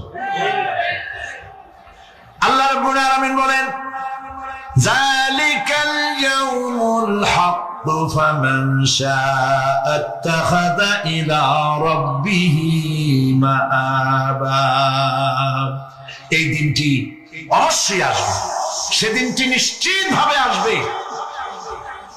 আর এখন যার ইচ্ছা সে তার রবের দিকে অগ্রসর হোক। ইন্না আনজারনাকুম আযাবান করিবান ইয়াওমা ইয়ানজুরুল মার'উ মা কদ্দামাত ইয়াদাহু ওয়া ইয়াকুলুল কাফিরু ইয়া লাইতানি কুনতু তুরাবা। ইন্না আনজারনাকুম আযাবান করিবা, খুব নিকটবর্তী একটি আযাব সম্পর্কে আমি তোমাদেরকে সতর্ক করে দিলাম। কে বলতেছে? আল্লাহ পাক। লক্ষ্য করুন আল্লাহ কি বলছেন, খুব নিকটবর্তী একটি কঠিন শাস্তি, আযাব অর্থাৎ কিয়ামত, এ সম্পর্কে আমি তোমাদেরকে সতর্ক করে দিলাম। ইয়াউমা ইয়ানজুরুল মার'উ মা কদ্দামাত ইয়াদা, সেদিন প্রত্যেকটি লোক যা সে পাঠিয়ে দিয়েছিল এখানে, অর্থাৎ যা করেছিল সেগুলি সে দেখতে পাবে। আর তখন ওয়ায়াকুলুল কাফিরু ইয়া লাইতানি কুনতু তুরাবা। সেই কিয়ামতের ময়দানে অবস্থা দেখে কাফেররা বলবে, আহারে মানুষ না হইয়া যদি মাটি হইয়া যেতাম, যদি মাটি হতাম, যদি মানুষ না হয়ে না জন্মতাম, আজ এই হাসরের ময়দানে এইখানে এই বিচারের মুখোমুখি হতাম না, মাটি হইলে বরং অনেক ভালো হতো। এই পৃথিবীতে আমরা এসেছি, চলে যাব, যাওয়ার আগে এই কোরআন একটি বিশাল জনগোষ্ঠী এমন বানাতে চেয়েছে যে জনগোষ্ঠী এই কোরআন দিয়ে একটি বিশাল সমাজ গড়বে, রাষ্ট্র গড়বে, এমন রাষ্ট্র গড়বে যেই রাষ্ট্রে দুঃখ থাকবে না, অশান্তি থাকবে না, যেখানে সুখ থাকবে, সমৃদ্ধি থাকবে, আর কিয়ামতের দিন আল্লাহর জান্নাতে তারা চলে যাবে। তেমন একটি সমাজকে আমরা চাই। সবাই বলেন সেরকম একটি সমাজকে আমরা চাই। প্রিয় ভাই সব, কিয়ামতের দিন আমরা যেতে চাই জান্নাতে। কোথায় যেতে চাই বলেন? জোরে বলেন। এই জান্নাতে যাওয়ার জন্য দুইটা কাজ করতে হবে। কয়টা কাজ? আল্লাহ রাব্বুল আলামিন বলেন, ফামান কানা ইয়ারজু লিকাআ রাব্বিহি ফালইয়ামাল আমালান সালিহান ওয়া লা ইউশরিক বিইবাদাতি রাব্বিহি আহাদা। আল্লাহ পাক বলেন, যে বাজারা আমার সঙ্গে দেখা করতে চায় কিয়ামতে, দুইটা কাজ করা লাগবে। বলেন কয়টা কাজ? একটা হলো নেক আমল। কি আমল বলেন? নেক আমল। নেক আমল কারে বলে? নেক আমল করতে হলে আবার দুইটা শর্ত লাগে। এক নম্বরে কাজটা করতে হবে আল্লাহরে খুশি করার জন্য। কারে খুশি করার জন্য? একটা মাদ্রাসা বানাইছি যাতে লোকেরা বলে যে বড় একটা মাদ্রাসা বানাইছি, এই জন্য মাদ্রাসা বানাবেন, মসজিদ বানাবেন, হসপিটাল বানাবেন, যা কিছু করেন নিয়ত হবে আল্লাহকে খুশি করা। নিয়ত হবে কারে খুশি করা? আল্লাহ পাককে খুশি করা। এই হলো নেক আমলের প্রথম শর্ত। কাজ হবে আল্লাহকে খুশি করার জন্য। 2 নম্বরে কাজটি হতে হবে সুন্নতে নববী সাল্লাল্লাহু আলাইহি ওয়াসাল্লামের উপরে। মনে রাখবে, দাড়ি রাখবো কেন রাখবো? রাসূলের সুন্নাত। রাখবো কারে খুশি করার জন্য? আল্লাহকে খুশি করার জন্য। রাখবো কার মতো? রবীন্দ্রনাথের মতো, কার্ল মার্কসের মতো, কবির মতো নয়। রাখতে হবে কার মতো? নবীর মতো। বুঝে নেন, কাজটা হতে হবে আল্লাহকে খুশি করার জন্য। 2 নম্বরে কাজটা হতে হবে সুন্নতে নববী সাল্লাল্লাহু আলাইহি ওয়াসাল্লামের উপরে হতে হবে। তাহলে এই হলো 1 নম্বর। জান্নাতে যাওয়ার জন্য, আল্লাহর সাথে দেখা করার জন্য 1 নম্বরের কাজ হলো নেক আমল। বলেন 1 নম্বরের কাজ কি? 2 নম্বরের কাজ ওয়ালা ইউশরিক বিইবাদাতি রাব্বিহি আহাদা। আল্লাহ রাব্বুল আলামিনের ইবাদতের সাথে কাউকে শরীক স্থাপন করা যাবে না। আমরা যারা মুসলমান, অধিকাংশ মুসলমান শিরকের ভিতরে মুবতালা হয়ে আছে। বিশ্বাস করেন কিনা বলেন? কাফেররা তো মুশরিক আছেই, ওরা তো মুশরিক আছেই, কিন্তু আমরা মুসলমানেরা আমাদের আমলের মধ্যে আমাদের অজান্তে সবের নিয়তে অনেক শিরক আমরা করে বসি। নাউজুবিল্লাহ, বলেন নাউজুবিল্লাহ। এই জন্য আমি বারবার সতর্ক করি, নিজেকেও করি, আপনাদেরকেও করি। এই কারণে করি, শিরকের গুনাহ আল্লাহ মাফ করবেন না। ইন্না শিরকা লাযুলমুন আযীম।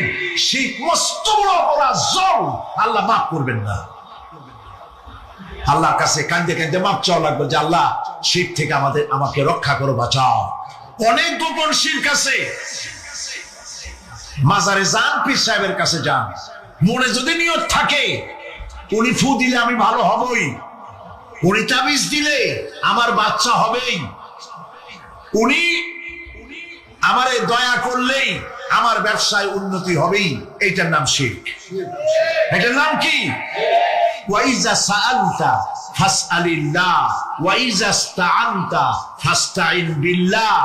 যা বলার আল্লাহরে বলো, আর যা চাওয়ার কার কাছে চাও? চিল্লায় বলেন। কলিজাটাকে পরিষ্কার করে দেন আজকের মাহফিলে। এই কলিজায় কারো প্রতি কোনো ভয় রাখবো না আল্লাহ ছাড়া। ভয় করবো কারে বলেন? মহব্বত আল্লাহ ছাড়া, এত বেশি মহব্বত আর কাউকে করবো না। আল্লাহ তাআলা আমাদের কলিজায় তোমার ভয় এবং মহব্বত দিয়ে ভরে দাও। রাসূলের মহব্বত দিয়ে আমাদের দিলকে ভরে দাও। বিশ্বাস করুন ভাই সাহেব, কোরআন শরীফ আমার সামনে, বিশ্বাস করুন। দেশি পীর, বিদেশি পীর, খাজা বাবা দেশি এবং বিদেশি, কেউ আপনার ভাগ্য বদলাই দিতে পারবে না। এর পিছনে দৌড়ায় দৌড়ায় কোনো লাভ নয়। এতক্ষণ মসজিদের ভেতরে বসে আল্লাহর কাছে কাঁদেন। ওয়াকালা রাব্বুকুম উদউনি আস্তাজিব লাকুম। তোমার রব বলেছে আমারে ডাকো, আমি ডাকের সাড়া দিয়ে দেব। সুবহানাল্লাহ। আর আল্লাহ বলেছেন আমার ইবাদতের সাথে কাউকে শরীক করবে না। আলাইসাল্লাহু বিকাফিন আবদা। আল্লাহ প্রশ্ন করছেন, আলাইসাল্লাহু বিকাফিন আবদা, আমি কি আমার বান্দার জন্য যথেষ্ট নই? চিল্লায় বলুন অবশ্যই যথেষ্ট। আবার বলেন অবশ্যই যথেষ্ট। কলিজা সাফ করে ফেলেন। সম্রাট শাহজাহান, দিল্লির সম্রাট, হাবিজাবি সম্রাট না, দিল্লির সম্রাট। এখন কোথায়? কবরে। কবি বলতেছেন, শাহনে জাহাं को जिन्हें फकर से देते थे बाज, शाहने जहां को जिन्हें फक्र से देते थे बाज वाज कब्र में है सूरह अलहम्दु की मोहताज। সারা ভারতবর্ষ যারা ট্যাক্স দিয়ে নিজেকে সৌভাগ্যবান বলে মনে করত, সে আজ কবরের মধ্যে ভিক্ষুকের মতো সূরা আলহামদুর মতো একটি সূরার মুহতাজ হয়ে ভিক্ষুকের মতো শুয়ে আছে। সম্রাট শাহজাহান মসজিদে বসে আছে, এক ফকির ঘুরতেছে। লোকেরা কয় ছোটবেলা থেকেই তোমার খয়রাত করতে দেখলাম, ভিক্ষা কি জীবনেও যাবে না তোমার? লোকটি বলছে আমি ভিক্ষা করবো স্যার, আমার উপায়টা কি? এই লোকটি আমি ভিক্ষা করা ছাড়া করবো কি? লোকেরা তো আমার 60 টাকা 50 টাকা 100 টাকা দেয় না, 4 আনা 5 আনা 1 টাকা এই আমার দেয়, এ দিয়ে আমি বড় লোক হবো কেমন? লোকটি বলছে আচ্ছা দেখো, তুমি তো জায়গা মতো যাইতে পারো না, বাদশার কাছে যাও, এমন দেওয়া দেবে জীবনে আর খয়রাত করা লাগবে না। তো বাদশার কাছে কি খয়রাতি যাইতে পারে কোনোদিন? হ্যাঁ এখন পারবো। কেমনে? সম্রাট শাহজাহান এখন একা একা মসজিদে আছেন। তখনকার এসব বাদশারা অনেকে নামাজি ছিলেন, দিনদার ছিলেন। ফকির দরজার কাছে দাঁড়াইয়া দেখতে পাচ্ছে কেউ নাই, দেহরক্ষীরা দূরে দূরে দাঁড়ানো। বাদশাহ মসজিদের ভেতরে বসে হাত তুলে ঝুলতেছে আর কাঁদতেছে, চোখের পানি দিয়া দাঁড়িয়ে ভিজে ভিজে করছে। এই দৃশ্য অনেকক্ষণ দেখলো ফকির। কিছুক্ষণ পর সম্রাট শাহজাহান মসজিদ থেকে বেরিয়ে আসছে। ফকির বলছে আসসালামু আলাইকুম হুজুর। তিনি বললেন ওয়ালাইকুম আসসালাম, চলে গেল। বাদশা বলল আমার কাছে তো কেউ আইসে কিছু না চাইয়া তো যায় না, এরে দেখলাম খয়রাতির মতো কিছু চাইলো না, বেটা ভয় করলো নাকি? মেয়ে এদিকে আসো। আসছে। ভয় পাইছো? কয় না ভয় পাইনি। তো কিছু যে চাইলে না? ফকির বলছে জাহাপানা সত্যিই কিছু চাইতে আসছিলাম, তারপর চাইলে না কেন? ফকির বলছে জাহাপানা সারা জীবন ভিক্ষা করেছি, আর আজ দিল্লি সম্রাটের কাছে বেশি পাওয়ার লোভে এসেছি না, কিন্তু আপনার দশা দেখা আমার জ্ঞানের চোখ খুলে গেছে। আমি লক্ষ্য করে দেখলাম আমি সম্রাটের কাছে চাইতে এসেছি, হাত তুলি নাই, বিনয় প্রকাশ করি নাই, চোখের পানি ফেলি নাই, কিন্তু লক্ষ্য করে দেখলাম দিল্লির সম্রাট আমার চাইতেও বড় ভিক্ষুকের মতো আবার কোন সম্রাটের কাছে হাত তুলে কান্দে। আমার জ্ঞানের চোখ খুলে গিয়েছে, আমি বুঝতে পেরেছি সম্রাট কান্দে যেই সম্রাটের কাছে, তারে ছাড়ার কারো কাছে জীবনে চাইব না। এই কথাই সূরা ফাতিহায় প্রত্যেকদিন পড়ি, বুঝি না কি পড়ি। ইয়াকা না'বুদু ওয়া ইয়াকা নাস্তাঈন।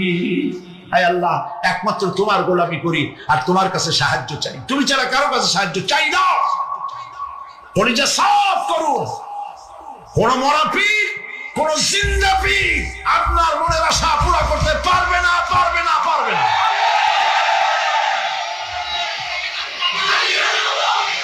আর আজ থেকে কোন মাজারে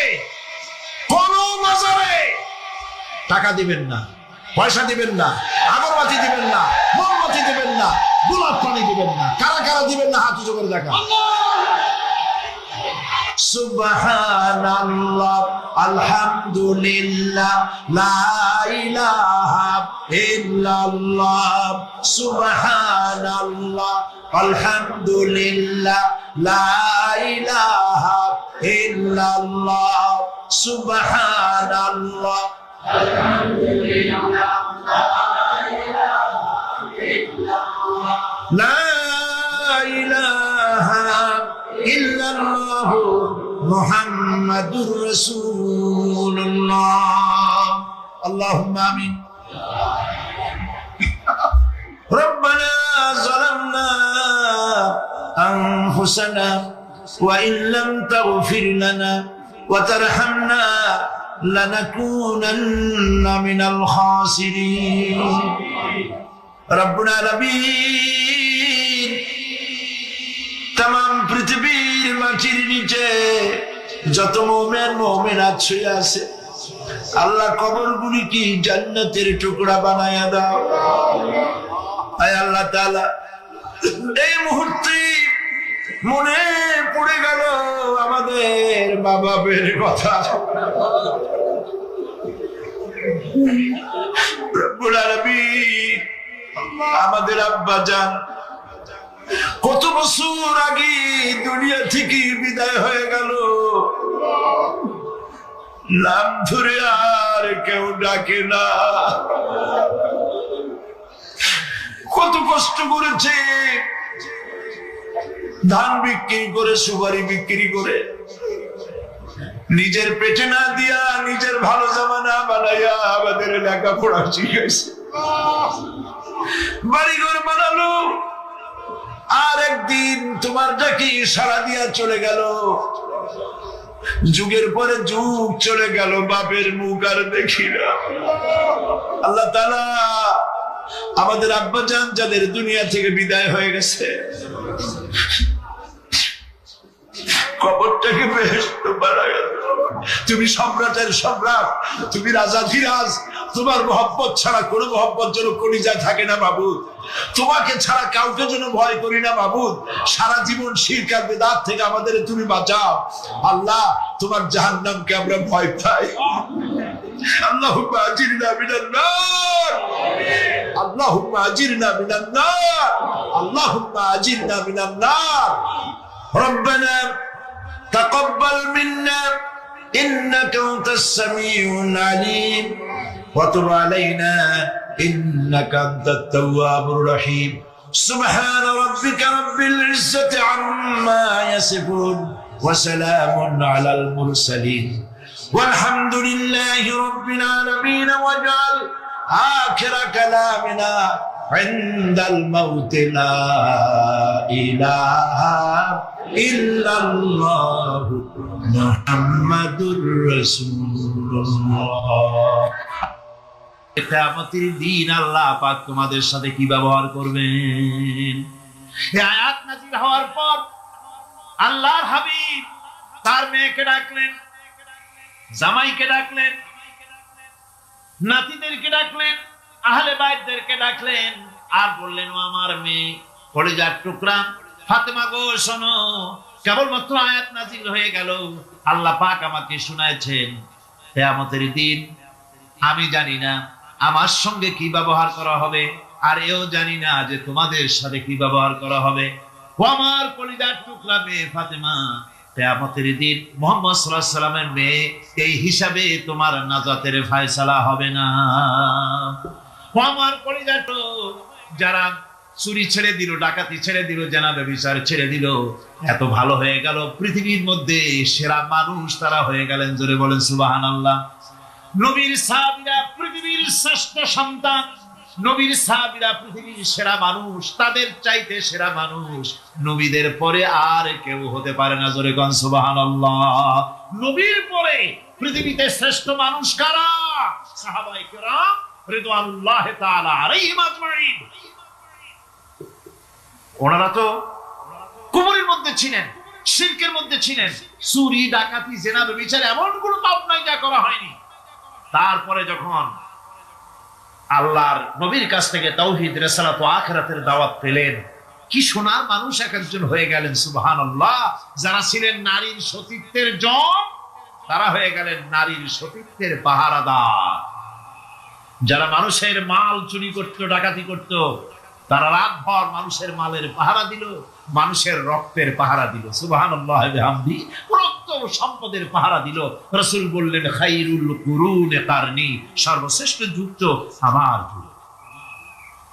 বন্ধুগণ, এরপরে একটা জীবন আসবে, ওই কিয়ামতের ময়দানে।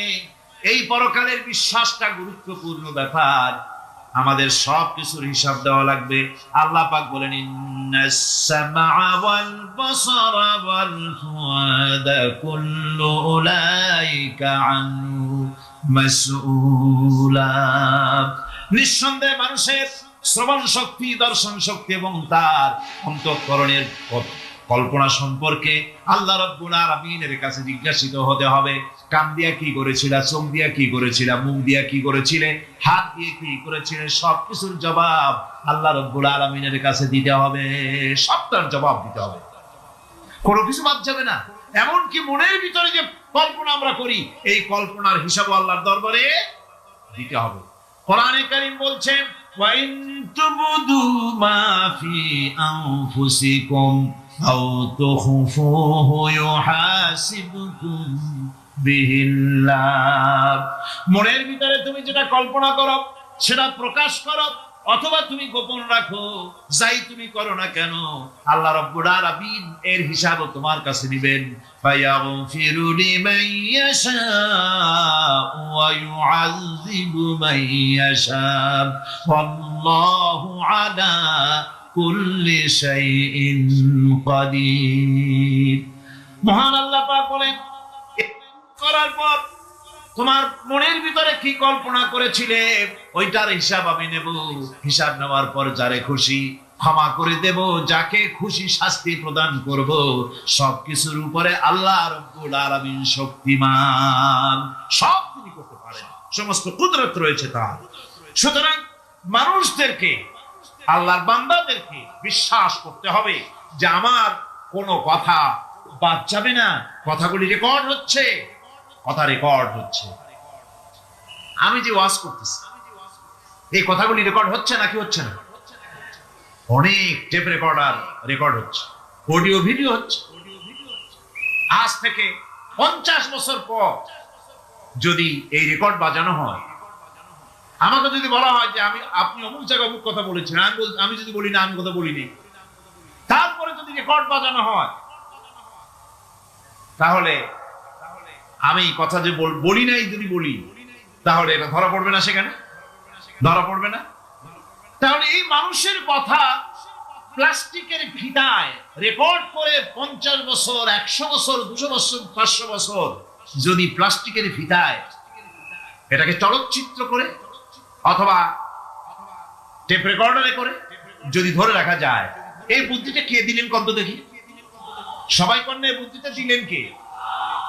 যে আল্লাহ রাব্বুল আলামিন মানুষের মাথায় বুদ্ধি দিলেন, যার দ্বারা সে মানুষের কথাবার্তা অ্যাক্টিভিটি সব ধরে রাখতে পারে। সে আল্লাহ রাব্বুল আলামিন বুঝি আপনার আমার কথা এবং আপনার আমার অ্যাক্টিভিটিসকে তিনি বুঝি ধরে রাখতে পারবেন না কিয়ামত পর্যন্ত? পারবেন কি না? সেজন্য রাব্বুল আলামিন বলেন, মা ইয়ালফিযু মিন কাওলিন ইল্লা লাদাইহি রাকীবুন আতীদ। সমস্ত কথা রেকর্ড হচ্ছে। সুবহানাল্লাহ কোন জোরে! সমস্ত কথা রেকর্ড হচ্ছে, একটা কথা বাদ যাবে না। মুখ আছে বলেই কথা বলবেন তা না, হিসাব করে কথা বলতে হবে।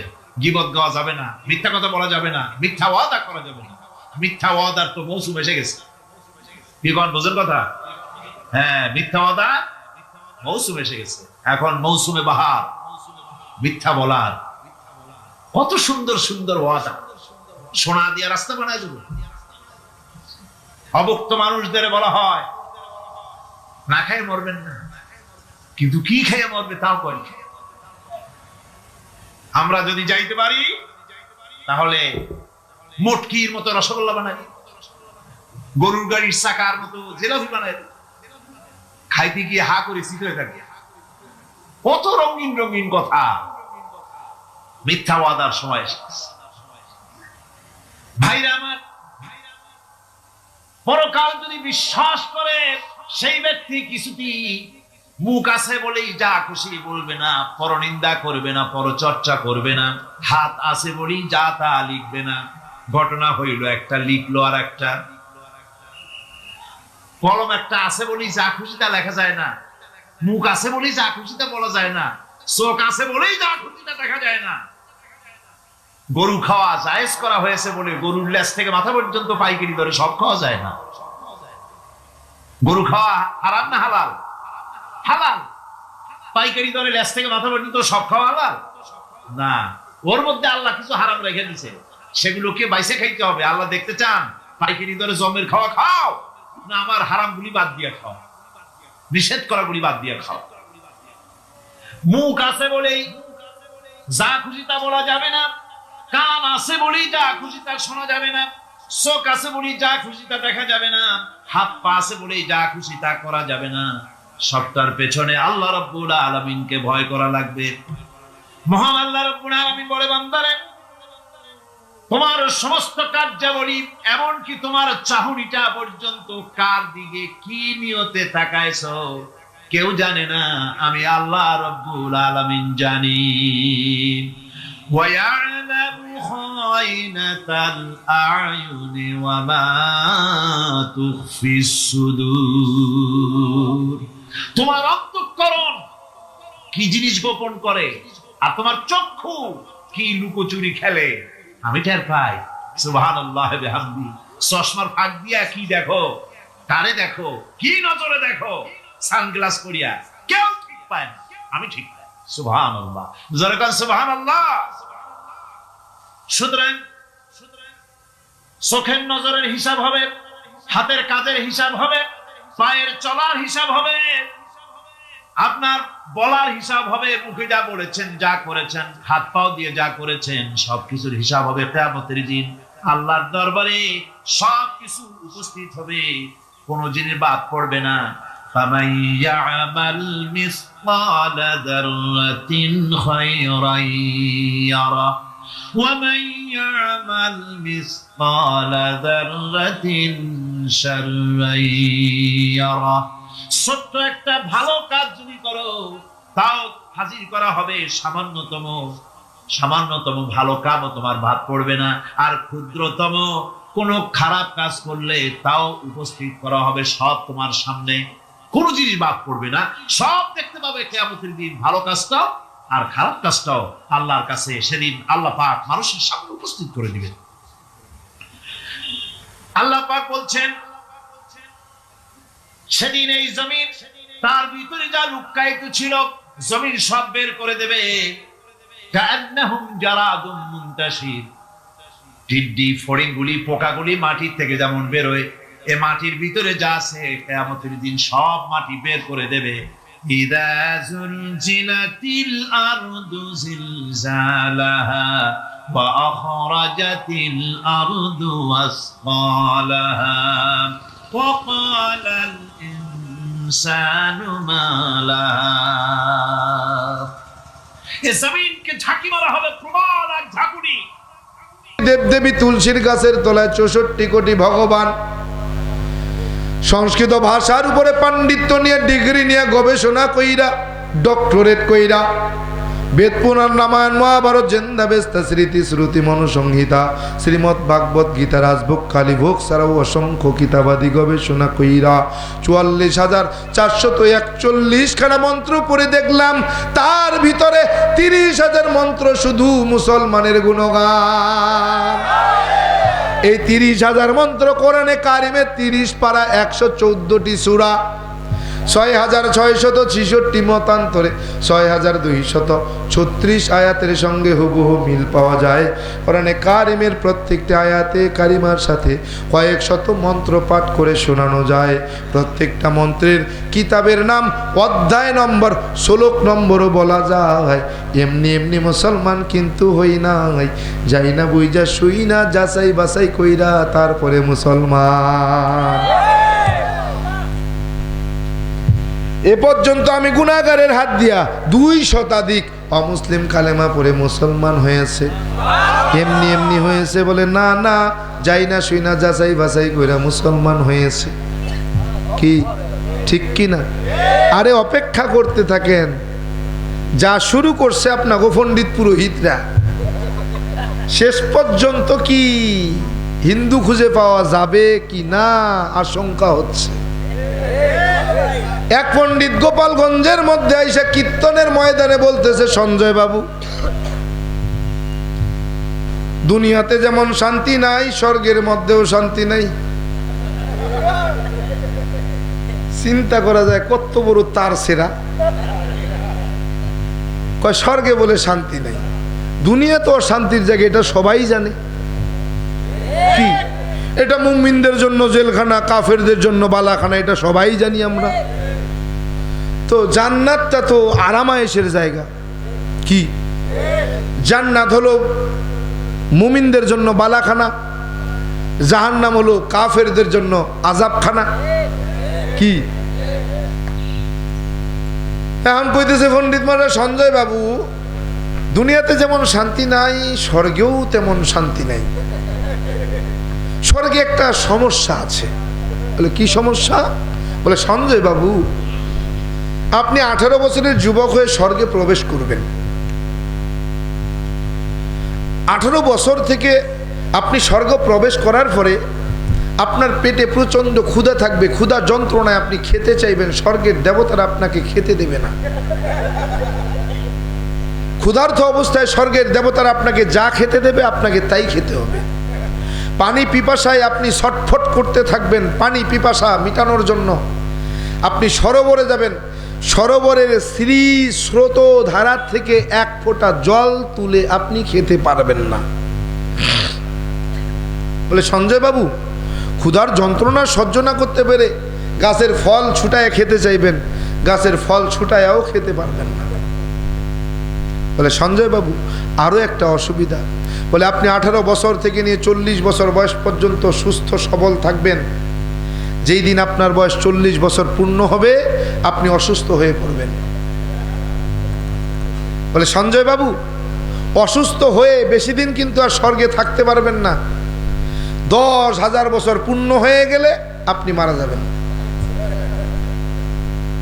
মারা গেলে কিন্তু আর স্বর্গে থাকতে পারবেন না। যেই পথে স্বর্গে প্রবেশ করেছেন ওই পথে আবার দুনিয়াতে আসতে হবে। দুনিয়াতে এসেই কিন্তু আবার মানব জন্ম ফিরে পাবেন না। মানব জন্ম যদি ফিরে পেতে হয় তো কৃষ্ণ নাম জপা ছাড়া আর মানব জন্ম ফিরে পাওয়া যাবে না। জোরে কন, কত বড় তার সেরা চিন্তা করছেন। বলে এই জন্মান্তর বাইরের কথাগুলো কোথায় আছে? শ্রীমদ্ ভাগবত গীতার 6 নম্বর অধ্যায়ে লিপিবদ্ধ আছে।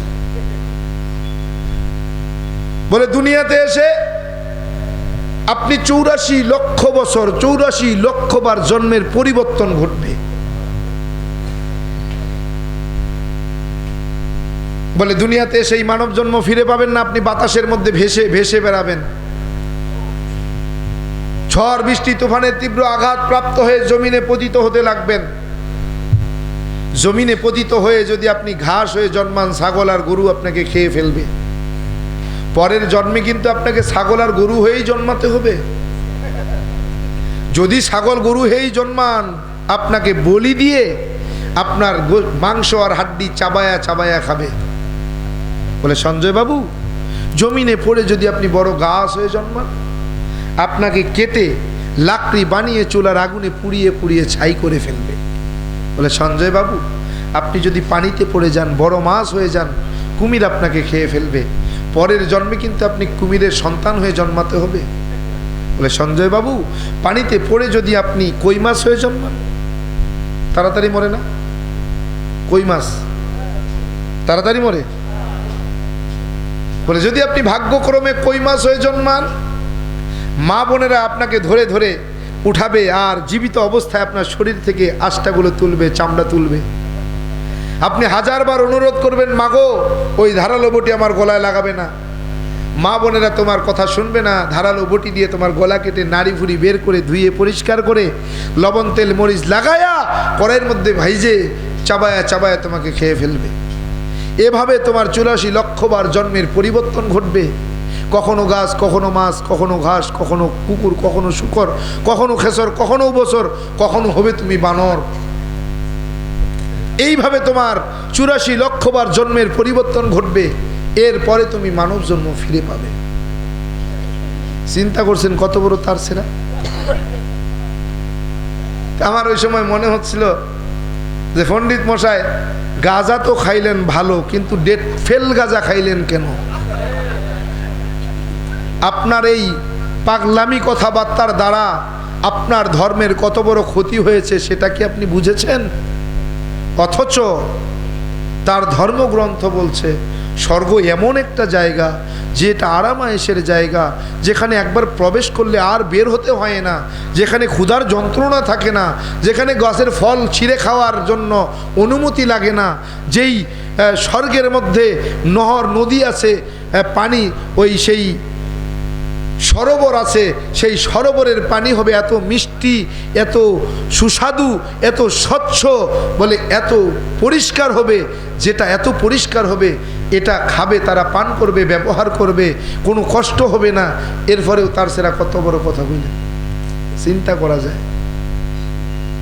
বাবার কাছে গিয়ে বলতেছিলাম, বাবা আপনি আমারে পণ্ডিত বানাইছেন, কেন পণ্ডিত বানাইলেন? বলে বাবা আমি চিরকাল থাকবো না, আমার অবর্তমানে আমার দায়িত্ব পালন করার জন্য তোমারে পণ্ডিত বানাইছি। বললাম বাবা পণ্ডিত হতে গিয়া আমি যা পড়লাম আপনিও কি তাই পড়েছেন? বলে হ্যাঁ। বললাম বাবা আমি যা জানলাম আপনিও কি তাই জানছেন? বলে হ্যাঁ। বললাম বাবা আমি যা বুঝলাম আপনিও কি তাই বুঝলেন? বলে হ্যাঁ। বললাম বাবা জানেন বুঝেন অনুভব করলেন কেন মানলেন না? বলে বাবা সব জিনিস মানা যায় না, সব জিনিস মানার বিষয় না, সব জিনিস মানতে হয় না, কিছু কিছু জিনিস জানার পরেও মানার জরুরত থাকে না। বললাম বাবা আমার একটা প্রশ্নের জবাব দিবেন? বলে হ্যাঁ। বললাম বাবা রাজভোগ কিতাবের 1292 পৃষ্ঠার মধ্যে একখানা মন্ত্র পড়েছিলাম, ওই মন্ত্রখানার মধ্যে কি লেখা, কি জবাব আপনি কি আমার একটু বলবেন? বলে কি? বললাম বাবা কৃষ্ণং কৃষ্ণং শ্রীনন্দ কেশ সর্বনাম যুগে। বাবা কয় মানে কি? বললাম বাবা শ্রীকৃষ্ণ ভগবান শ্রীকৃষ্ণ বলতেছেন আমি যুগে যুগে কালে কালে মানুষের কল্যাণে অগণিত অবতার হয়ে দুনিয়ায় অবতরণ করলাম, সমস্ত অবতারগণ আমি ভগবান শ্রীকৃষ্ণকে ভগবান বলে মেনে নিলেন। বাবা কয় ঠিক আছে, আমাকে নাই। কেন নাই? বললাম বাবা স্রষ্টা যখন সৃষ্টি হয় তখন ওই সৃষ্টিকে কোন স্রষ্টা নিয়ন্ত্রণ করে? কি? ভগবান শ্রীকৃষ্ণ ছিলেন স্রষ্টা, হলেন সৃষ্টি, এই সৃষ্টিকে কোন স্রষ্টা নিয়ন্ত্রণ করেছেন? বলে কেমন?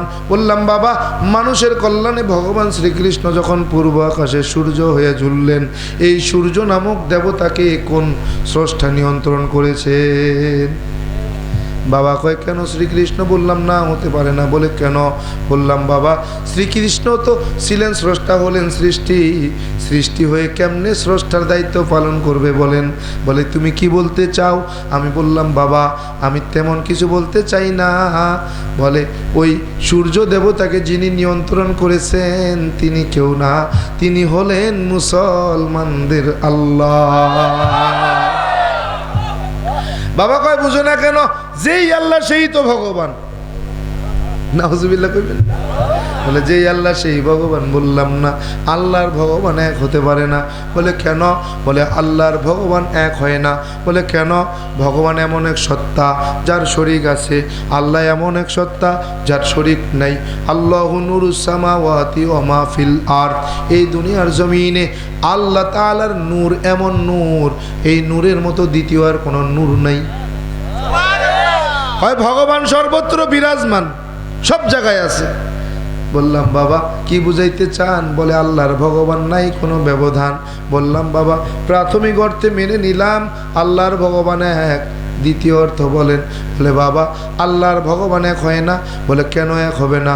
বলে বাবা শাব্দিক অর্থেও আল্লাহর ভগবান এক। বলে কেমন? বলে বাবা বলো না আল্লাহ লিখতে কয়টা শব্দের প্রয়োজন? বললাম 4, আলিফ লাম লাম হা। বলে 4 হরফে আল্লাহ। বলে ভগবান লিখতে কয়টা শব্দের প্রয়োজন? বললাম 4। বলে ভগবান, 4 হরফে ভগবান। বাবাকে বললাম বাবা শাব্দিক অর্থে ভগবান আর আল্লাহ 4 অর্থ, 4টা হরফ।